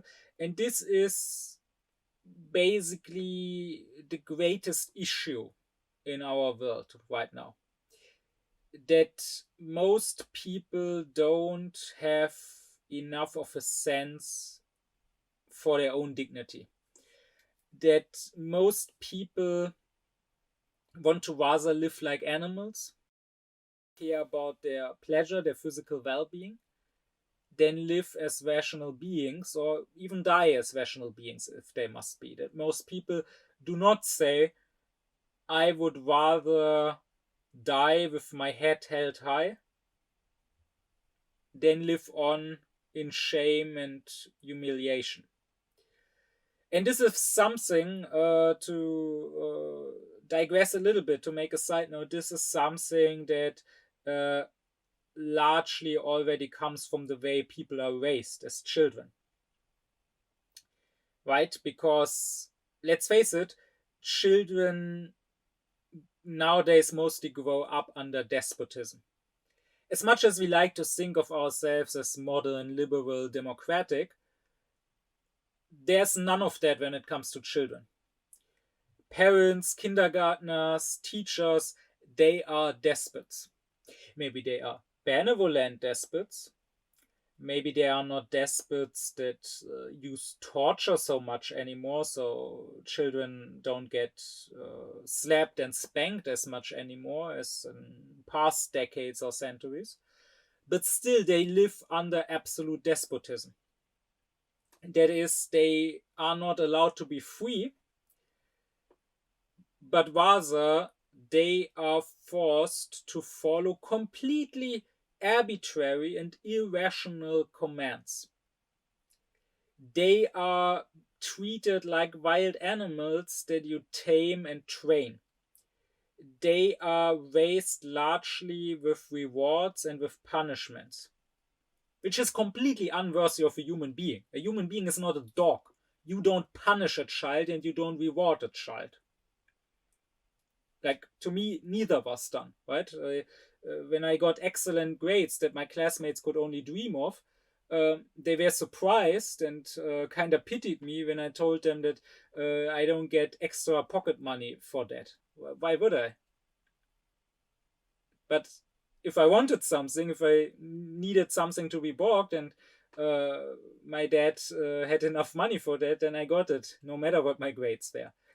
So the children nowadays, one day the parents will say, no, you can't have ice cream, you already had one today. The other day the child may get an ice cream as a reward for good behavior. One day the parents may say, no, you can't play PlayStation more than half an hour today, you need to also go outside and play outside a bit, it's better for you. We will not treat an adult like that. Like, when it comes to an adult, everyone immediately understands how degrading that is. This is not about what's good or bad for a person. Yeah, maybe the ice cream is bad for the child. Maybe constantly playing PlayStation is bad for the child. But a human being is meant to be free, to guide himself. You cannot force human beings into whatever is good for them, right? We don't do that with grown ups either. They can do whatever they want, which might be bad for themselves, for their health, and still no one, not even their own parents, usually feels justified in just telling them what to do. So, and the same with school, right? We tell the children that they must do often completely useless tasks that are just filling up empty time, but not really useful for learning anything. And we tell them they must do that because their grades are important. They need good grades in order to get a good job and in order to make money later on. And I mean, if the child has some sense of dignity, it will probably refuse at some point. That's what I did. And starting around ninth grade, I just refused doing homework. I mean, I spent enough time every day in school already. I wanted some free time for myself also. Uh, and I mean, I already had good grades. I mean, they could not even justify it by saying, oh, you need this to learn, you need the exercises. No, I clearly didn't. My grades were already as good as they get. So why should I waste my time with these useless exercises? But what all this does is it trains the children into only caring about their physical pleasure and looking at everything only as a means to that pleasure.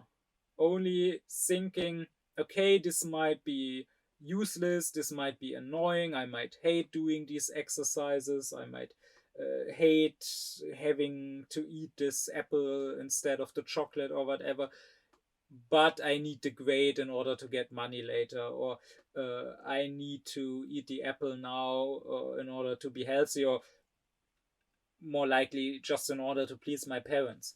So they are trained to never ask what is rational, what is truly good, what should I do, but rather what will lead to my physical pleasure, what will lead to a reward, or what will avoid a punishment. And I find that you can often observe and understand this best in children that are supposed to be religious, because here the contrast is the most obvious. So I live here amongst many Turkish Arabic immigrants, so lots of kids.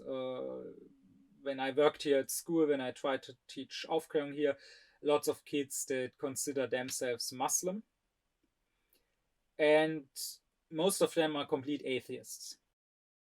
They don't know that they are atheists, but they are, because they will tell me things like, "Oh, I feel bad because I don't have enough money to constantly go and buy new clothes of this or that brand." Or some boy once asked me if for €1 million I would lick the floor, or if I was given €1 million, would I go to jail for a year? And he was genuinely surprised that I said no. Like, he couldn't fathom that you would not do what to him seemed a small sacrifice to get €1 million, which clearly shows that these people have absolutely zero sense of dignity. They are completely materialistic and they only think of their physical benefit, which would make sense if they were openly atheistic youths who said, well, there is nothing beyond this physical world, and therefore my benefit in this physical world is all I care for. But they call themselves Muslims, which is not just some word, right? It's not just some meaningless name, but it has a meaning in Arabic. It means he who is devoted to God, or he who submits to God. Well, I don't see any devotion in them. I mean, the Quran very clearly says, so shun the impurity of idolatry and shun words of falsehood. Be upright in devotion to Allah.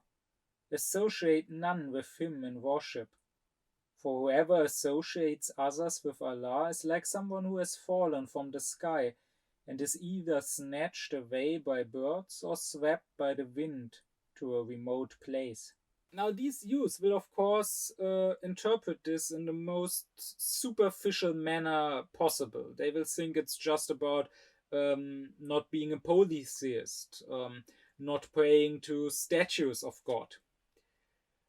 But if they had any idea about the Islamic tradition, if they knew of people like Ibn Arabi or Rumi or Avicenna or Al-Shurawadi, I mean, whatever else those people might have disagreed on, they would all have disagreed on one thing, and that is that it is idolatry not just to pray to a statue, but that it is idolatry to follow your own base desires, which in the Islamic tradition is called nafs, which is sort of the ego or the self.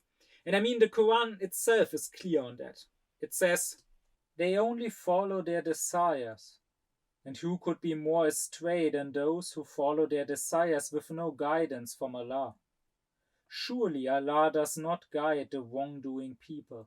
I mean, if you really were religious, if you really believed that there's something else beyond this material plane, which is much more important, and if you really believed that you were God's creation, and not just some creation, but the crown jewel of His creation,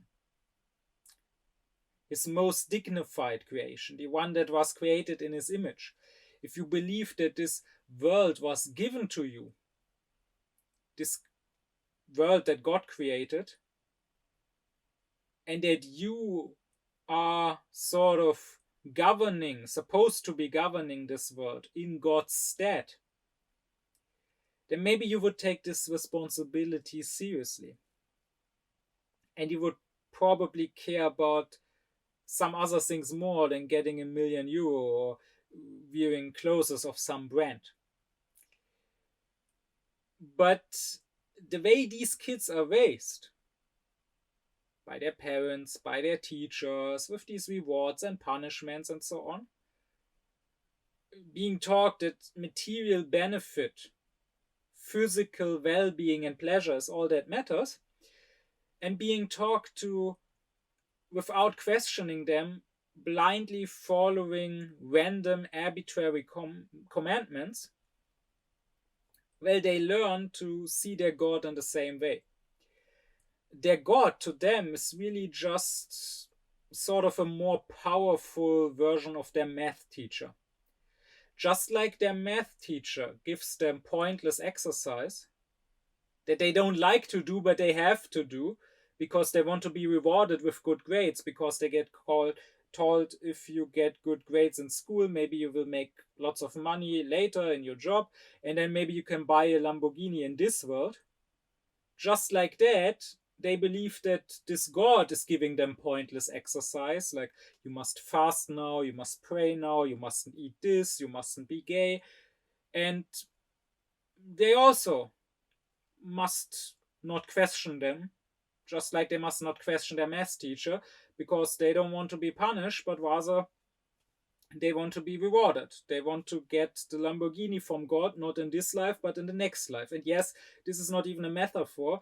I have talked to quite a few young guys who truly believe that heaven means they will get a Lamborghini. In heaven, they will be able to drive around in an expensive car. And this is why they follow what they deem to be God's commandments. And this is also, I mean, in this sense, atheism is completely correct, right? Because the atheists are really just people who agree with those kinds of believers that this is the only God that they can think of.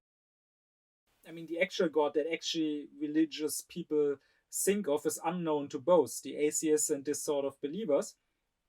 But the atheists are at least a bit more serious and a bit more smart than these sort of believers, and realize that there is no such God. There is no tyrant on the clouds. There is no divine, powerful math teacher. There's just this erstwhile math teacher that you have to please by doing his pointless exercises.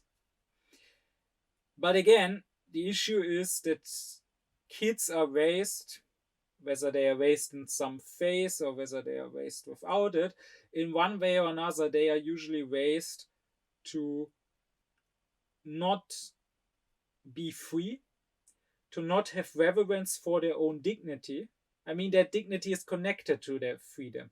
Since they never were allowed to even experience freedom, since they never were allowed to even cultivate their autonomy, to even start thinking about, well, what law should I give to myself? But since they were always told, no, follow this law which we force upon you, and if you follow it, you will get rewarded, they have no dignity.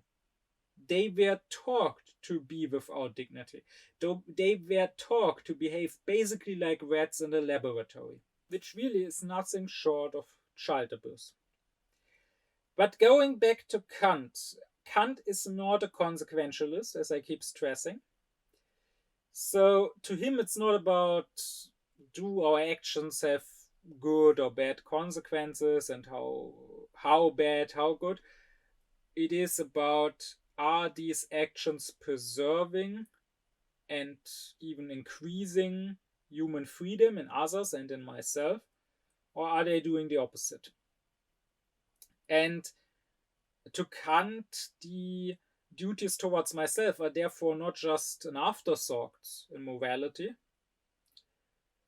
but rather they are the most important, the most central part. Because the others, the duties towards others, they depend on that. If you don't have reverence for humanity in yourself, you cannot have reverence for humanity in others. And neither can you be moral towards others, nor can you expect others to act morally towards yourself if you have no self-regard. Kant says, he who acts like a worm, who turns himself into a worm, cannot complain when others step on him. And on the other hand, he who does not honor himself, how could you expect of him to honor others? That is why he who does not care for the moral duties he has towards himself is someone of whom you cannot expect anything as in regards to morality. And it is important to see this connection.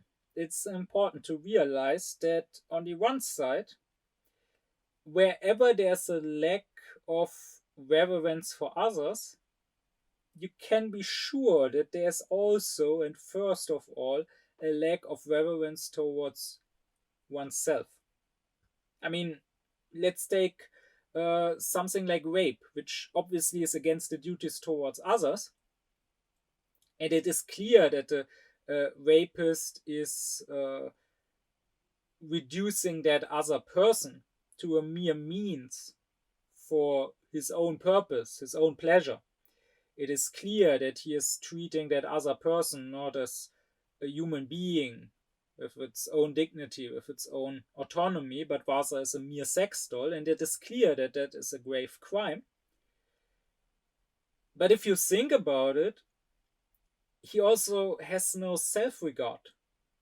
He also himself is a slave to his own drives, to his own base animal desires, instead of being a rational being, asking, well, is what I'm doing here good? Is it what should happen? Not what I want to happen, what feels good to me, but is it good? Should I do this? And then acting according to that, even against his desires, if must be. He is not just reducing the other person to a sex doll, he is reducing himself to something which is only there to bring pleasure to himself. He himself is just a pleasure receiver. And considering this, think about it. If we lived in a world where everyone had the highest reverence for himself, where everyone said, I don't want to be overcome by anger or by sadness or by greed or jealousy or whatever. I don't want any passion to make me its slave. Neither do I want to blindly follow some prejudice or some ideology.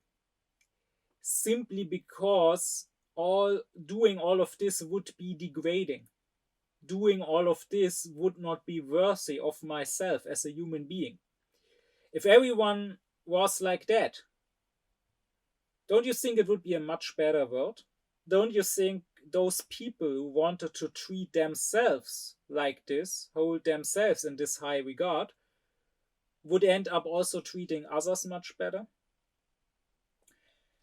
But on the other hand, looking from the other perspective, you can also say that wherever there is a lack of self regard, of reverence for oneself, you can also be assured that that same person will also not treat others morally.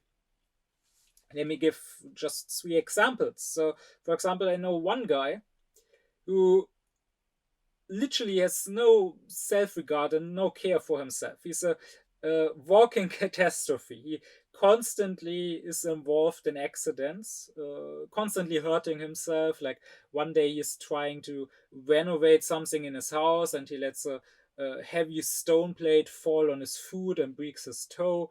Another day he eats some salad that he made and he put in olives with the stone, and he knows that they have a stone in them and that he put them in, but he still forgets it when chewing and bites down so hard that he breaks one of his teeth.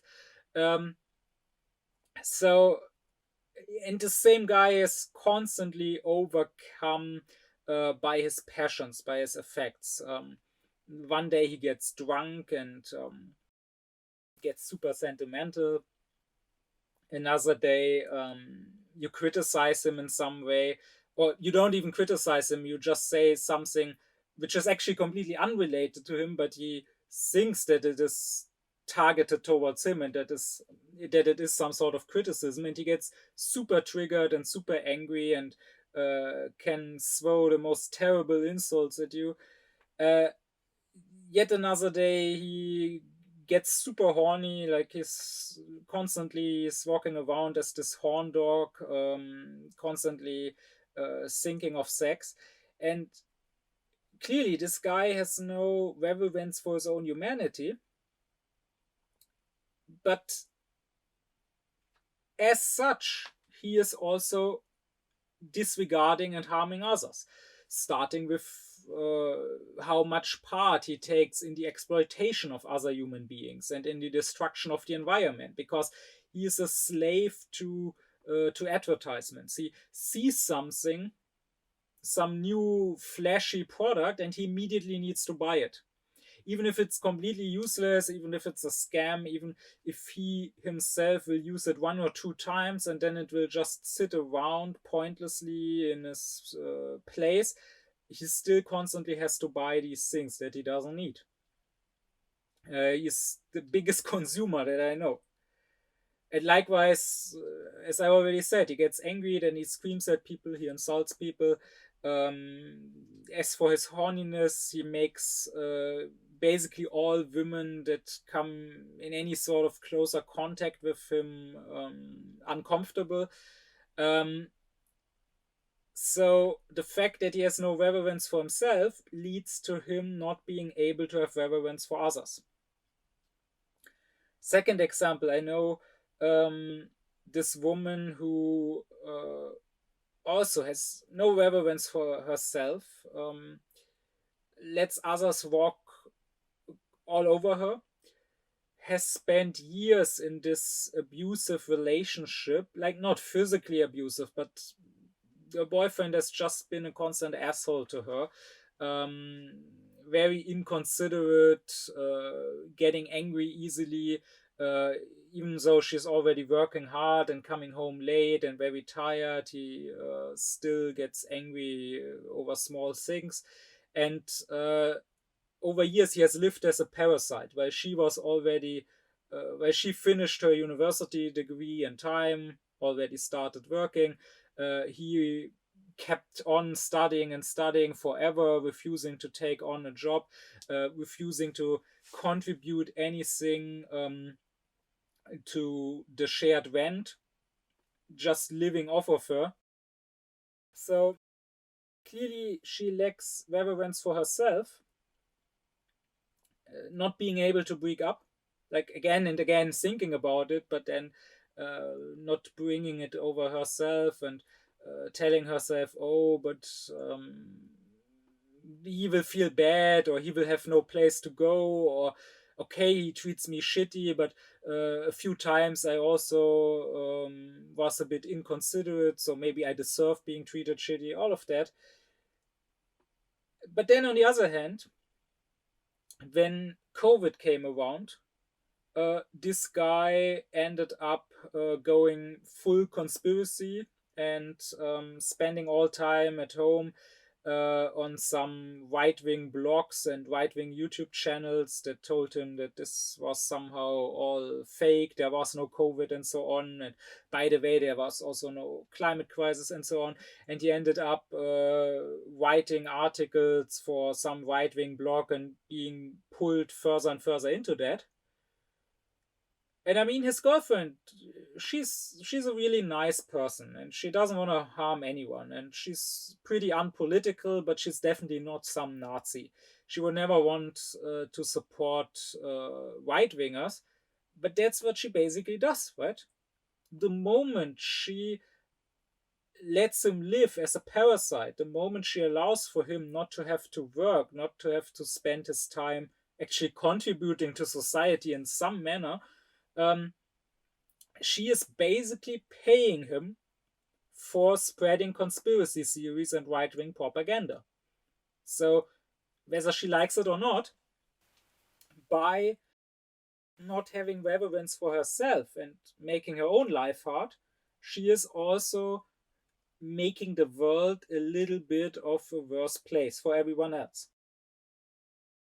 Third example, uh, someone else, a young girl who again has no reverence for herself, is basically anorexic or at least very close to it, constantly thinks she's too fat, she needs to eat less, um, who constantly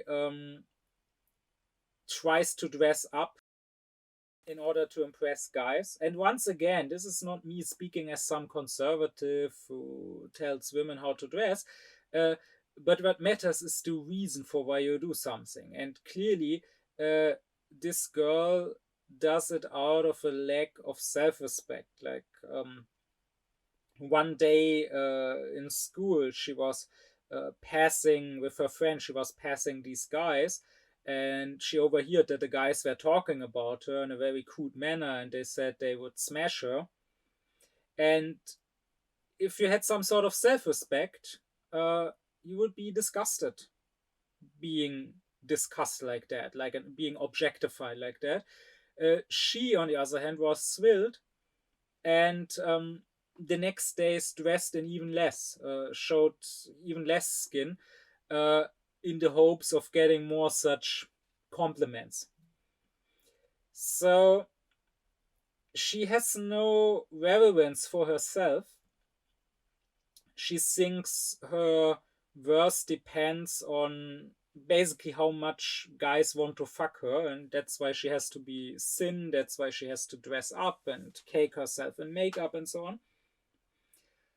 But as it happens, she's also a bad friend who is very inconsiderate towards her friends, which makes perfect sense because she's so preoccupied with herself, with her own issues, with her own looks. How could she care about others and about the real problems that others might have? Or likewise, she's also a bad big sister to her smaller baby sister, constantly being annoyed by her, not really wanting to deal with her. And these are just three examples. I could give 300 examples. And I'm sure if you think about it, you yourself can think of such examples. Maybe from yourself, maybe from people you know.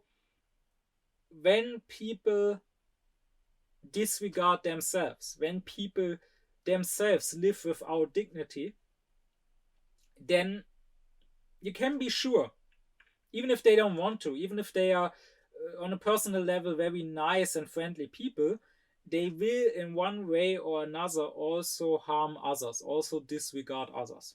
And so once more I ask you, don't you think that if people had more reverence for their own humanity, the world would be a much better place, and they would certainly also treat others much better? But with that, I'm basically at the end of talking about the duties towards others. As I said earlier, if you want more on these specific duties, it's best to read Kant yourself.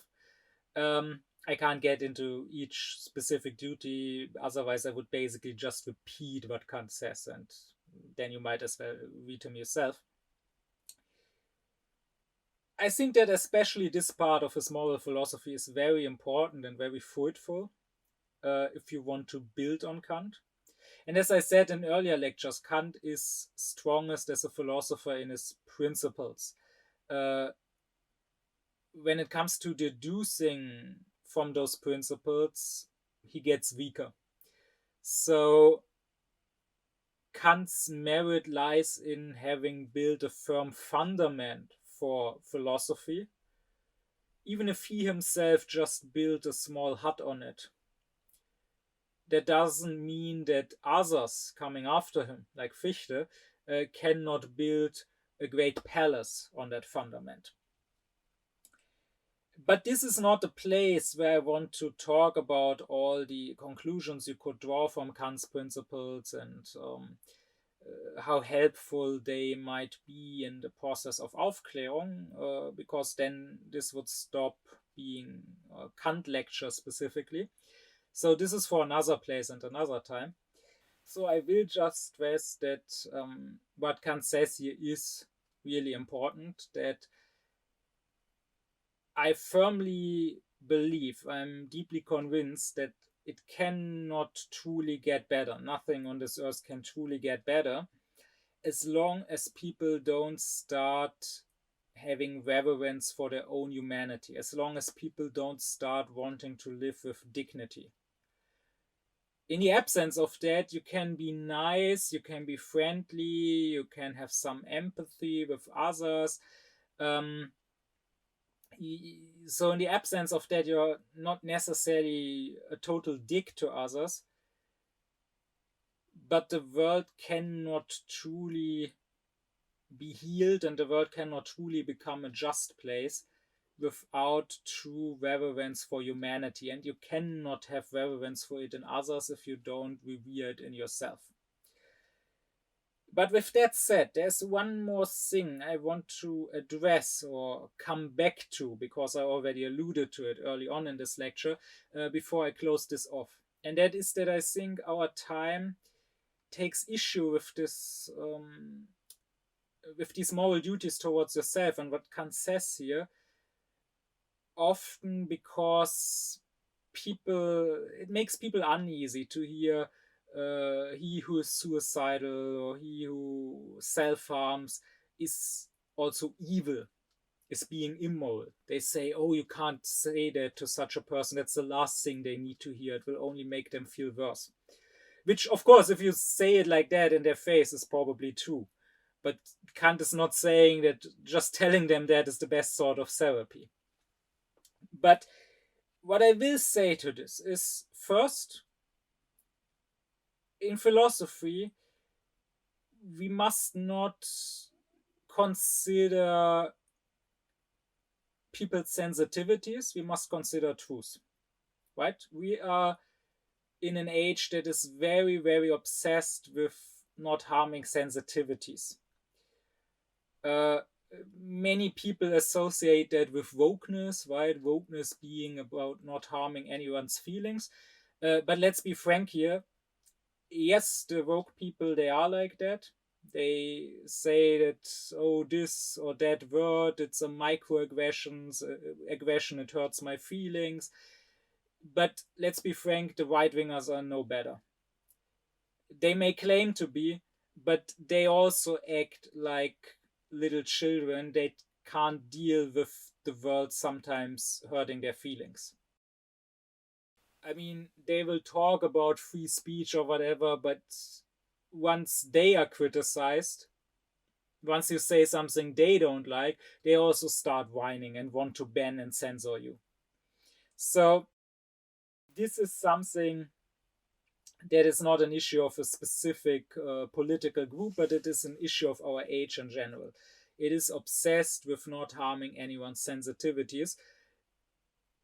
But on the quest for truth, sensitivities don't matter. So first let us ask not, does it hurt such depressed people to say that they are immoral?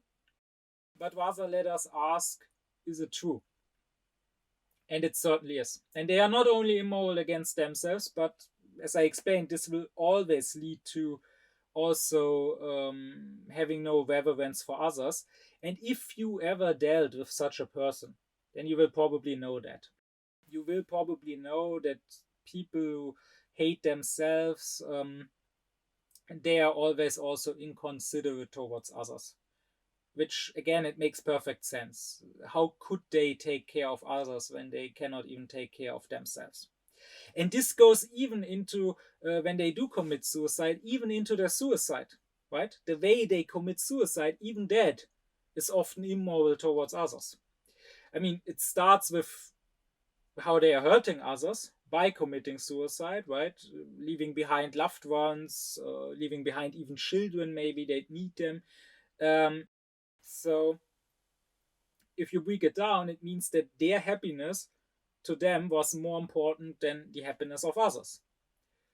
I mean, they basically said, okay, I feel unhappy with my life, so I will now end my life, so as to stop feeling unhappy, even knowing that it will make others feel unhappy. But that's their problem then, that's no longer my problem, right? They are basically sacrificing the other's happiness for their own. That's clearly selfish.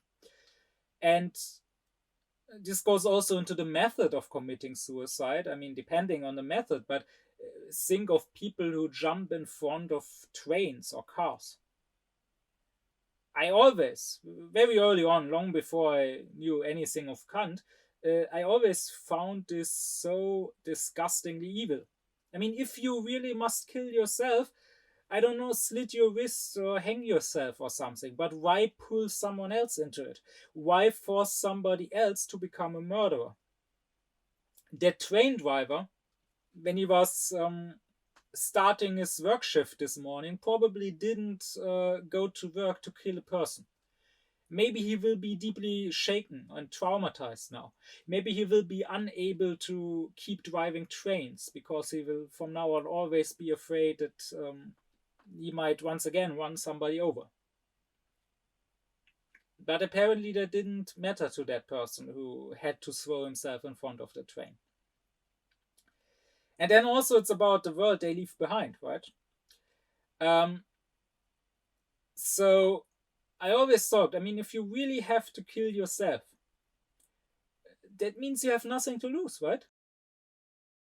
So why not use the capacities that you have left to at least leave the world a little bit of a better place? Like, take all your money.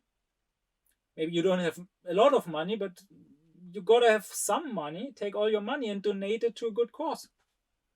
I mean, if you really want to kill yourself, you won't have to pay rent next month. So why not spend all your savings and donate them to starving children or something? But I'm sure somebody has done that, but many people committing suicide don't do that. Uh, Again, it makes sense. They have so little capacity left, so little life force, so to say. They cannot even take care of their own life.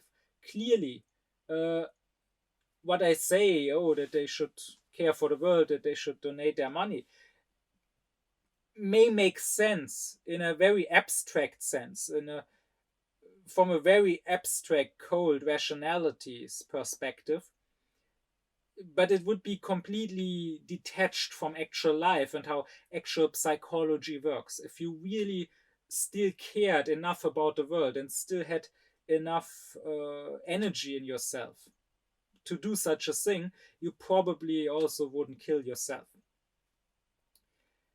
But anyways, so my point is that first, what Kant says is clearly true. Such people are immoral. You cannot be a good person while at the same time harming yourself or even killing yourself. But still, people may think that, true or not, this sounds very cold, this lacks empathy. But such people, I want to ask, what you consider to be empathy, is it really helping those depressed people? Or is it maybe making things worse? Is it maybe that you are so obsessed with not hurting them that you end up hurting them? I always use this analogy of the bird, right, and the egg.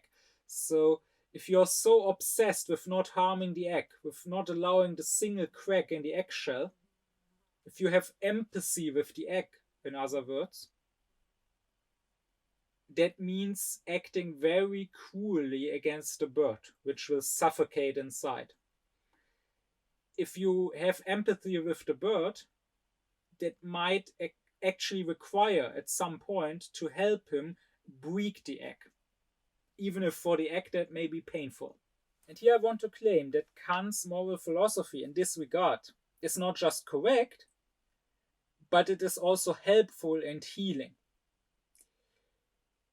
Because this goes back a bit to what I said in an earlier lecture when I discussed the categorical imperative. There I said it in regards to other people, in regards to the question of the death penalty, that many who are against it will talk about empathy, about compassion with the criminal, and that often doesn't work because others will rightly reply, why should I have empathy with this murderer? Why should I have empathy with this child rapist? No, what you really should say is, maybe you're right, maybe he is scum. Maybe he, as he is, as a homo phenomenon, as a sensual being, uh, actually is someone who has no worth and the world would be better off without him. But he is not just this homo phenomenon. He still has in himself humanity. He still has autonomy. Therefore, he still has the potential, no matter how unlikely it may be, to change and to become a better person. And it is that, not what he is, but what he could be, which you must have reverence for. Well, the same works here when someone despises not somebody else, but himself. I find that nowadays, when people when people despise themselves, when people hate themselves, when, let's say, some girl is anorexic and says, "Oh, I'm so fat, I'm so ugly," the usual approach that we try is to tell these people to love themselves, right? Our time is so obsessed with self-love. You must learn to love yourself the way you are. And so therefore we would maybe tell the anorexic teenager, "Oh no, you are not fat, you're actually quite thin, so you don't need to feel fat." Or "You are beautiful as you are, even if you were fat, that is fine, you can still be beautiful and attractive if you are fat." And this is all well and fine, and it might even be true in some sense or to some degree, but from my experience, very often it doesn't work. Very often you tell such people, "Love yourself as you are," but they cannot manage to love themselves as they are. And in some sense, they are even right. In some sense, they are right and you are wrong. They really are unlovable. Not because of how they are, like you try to tell them, "Oh, you don't need to change, you're fine as you are." No, they are not fine as they are, but if they change, they would still not be fine. Because the central human being, the Homo phenomenon, no matter how he is, no matter how thin or how fat, how smart or how dumb, they are all equally worthless. We are just bugs walking around on a little speck of dust floating through the universe, and in a few years or in a few decades, we will turn back to dust. There is nothing, if we consider the human being just as a sensual being, just as an animal amongst animals, there's nothing which gives this human being any sort of worth. So, from that perspective, any self worth is really just you deluding yourself. I mean, why would you have more worth, let's say, if you are a sinner, if you lose some kilos, than if you were fat? Does the universe care about that? About some bug being more or less thin? Does the sun that in some million years will swallow up the earth care about whether you have been more or less fat? I mean, how ridiculous. So, from this perspective, it is wrong to tell people, "Love yourself as you are, you are fine as you are." No, you're not, you're worthless as you are. But Kant would say this kind of being pleased with yourself, or this kind of self-worth, he calls it just comparative self-worth. Because here people depend their worth on comparing themselves to others. Right? They say, "Oh, this other person is more skinny than me," or "This other person has more friends or is more successful, makes more money than me, so that other person is better than me, and now I feel bad, and I cannot feel good unless I also get on that other person's level." This is just comparative self-worth or self-measurement, because you measure yourself against something, but that something, since it is something, since your yardstick is something sensual, just like you yourself are something sensual, it is only a relative yardstick, Kant says. Everything in the sensual world is only relative. So even if you do fit with that yardstick, it can only give you a relative worth, but not an absolute one, right? Let's consider size.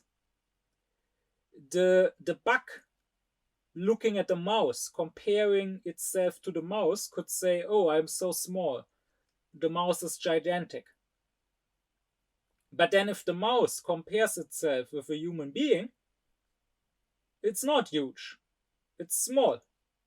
And the human comparing himself with the elephant, and the elephant comparing himself with the earth as a whole, they will also feel small. So you cannot say that something in the world is big or small in itself. You can only say it is big or small in relation to something else. And the same goes for anything in the sensual world that might make you feel good or bad about yourself. Sure, you can compare yourself to others and say, oh, this person is more skinny than me. But this person is probably not the most skinny person out of 8 billion human beings. So that person could also compare himself or herself to others and also feel too fat. Or if you say, oh, I'm dumb, there are others who are smarter than me. Like in my school class, there are others that get better grades than me. Well, those others are probably not the smartest people on earth. Maybe in your class, but not on earth. So they too could feel dumb if they compared themselves to smarter ones. So the issue with taking a central yardstick to compare yourself against, with this comparative self-worth, is always that it's just relative. It doesn't say whether you actually have worth or not. What you need, Kant says, is an absolute yardstick, and that can only be a supersensual yardstick. That can only be an idea, because an idea, as I explained in the lecture on reason, reason being the faculty of ideas, an idea is the sort of a maximum, like the idea of goodness, the idea of justice, the idea of wisdom. You need to compare yourself against that. Comparing yourself against other human beings, you will always find some to be better, some to be worse than you in this or that regard. Compare yourself when it comes to morality against the idea of goodness and see how close do you come to how you should be. How close do you come to being good? Maybe you are the best person on earth out of 8 billion people, but you're still not good. Or maybe because you live in a world of angels, you're the worst of them all, but you're still quite a good person. You cannot determine this by comparing yourself with others, but only by comparing yourself with an idea of reason. So I would say the way to help such people, such depressed people, such self-hating people heal is not telling them, learn to love yourself as you are. You don't need to change, you're fine as you are. Because first, it often doesn't work. And second, even if it did work, it's just a delusion. No, as they are worthless. We are all worthless as we are. Rather, tell them, just stop caring about this altogether. Don't tell the girl who feels too fat, no, you're beautiful as you are. Tell her, it doesn't matter whether you are beautiful and attractive or not. Your worth as a person does not depend on that. Don't tell the person who feels too dumb, no, you're actually not dumb, you're quite smart, or you just think differently. Tell that person, it doesn't matter whether you are dumb or smart. The smartest person on earth is not one bit more valuable than the dumbest person on earth. Tell people what matters is only that which is not sensual, which does not belong to the homo phenomenon, but which is supersensual. What matters is your morality. Are you a good, virtuous person, or are you a bad person? Nothing else. What matters is your dignity. The best therapy is teaching people who hate themselves not to love themselves, but that they are much more than just a central object of either hate or love.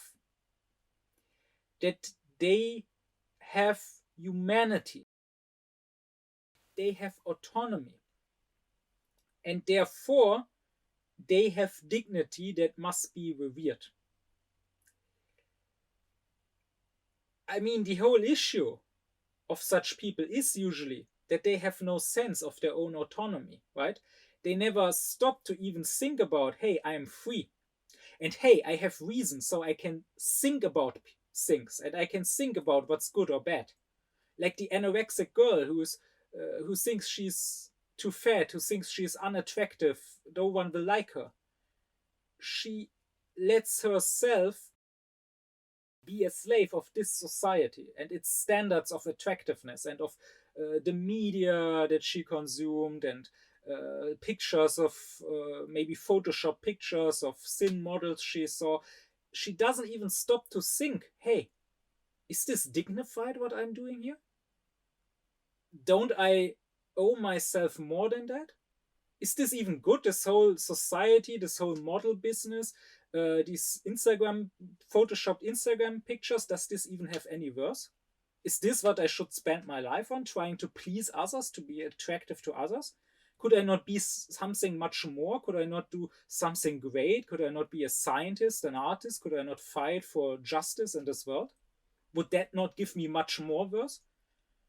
Is not, even if I was the most ugly person on this earth, if I fought for true justice, if I made this world a better place, if I contributed to world peace, would that not give me a much, much higher value than, let's say, the most attractive person who is completely selfish and leaves the world a worse place than she found it? They don't think that way. And that's the issue. They first need to learn that they have autonomy. Because since the dignity comes from the autonomy, you cannot feel a sense for your own dignity, you cannot care for your own dignity if you never experienced autonomy. This also goes back to what I said earlier about how kids are raised, right? Parents don't even realize what they are doing to their children, how they contribute to these children maybe later feeling bad about themselves, getting depressed or anorexic or whatever. So the best therapy is for people to get a sense for their own dignity. Because if you have dignity, not only will you not care about such things like, oh, am I attractive enough? Quite the opposite, you would even despise yourself for caring about that. Because you realize that it means degrading yourself. That you, as a rational being, should worry about or even feel bad about such pointless things. You would not dare degrade yourself like that.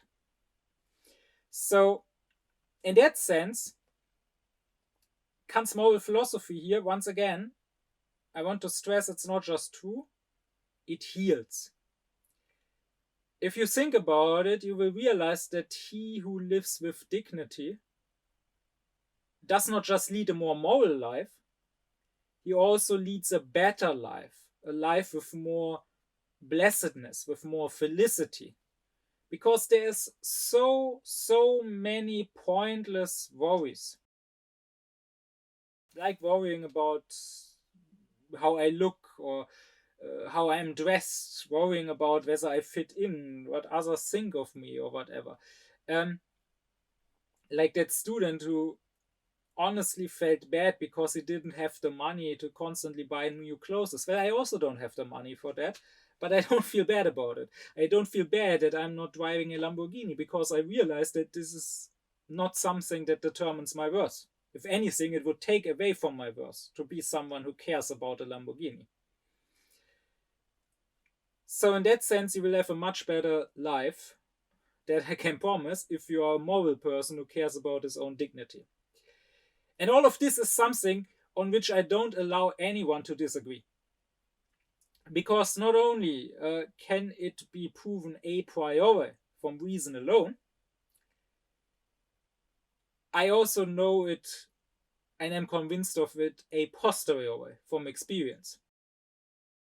Because I have seen people become better. I myself have contributed to that. I myself have helped people. Of course, you need to be a bit more, let's see, careful about it. You cannot just go there and smack them over the head with this moral philosophy. I'm not saying you just tell them, oh, get over yourself and start acting with some dignity. No, of course not. And of course, the process does require some sort of empathy. But still, in the end, the way I help people who felt depressed or self-harmed is not by saying love yourself, but is ultimately by saying have discover your autonomy, your freedom, and then have reverence for this humanity. My deep thanks be to my supporters, Thomas Doringer, Gernot Klaufen, Benjamin Lehning, Oblomov, Ökobong, Samet Özkilic, Elif Özün, Yasin Özün, Alexander Reuter, Lisa Rinner, Ron Suhl, as well as to all others who support me and my aufkläring cause.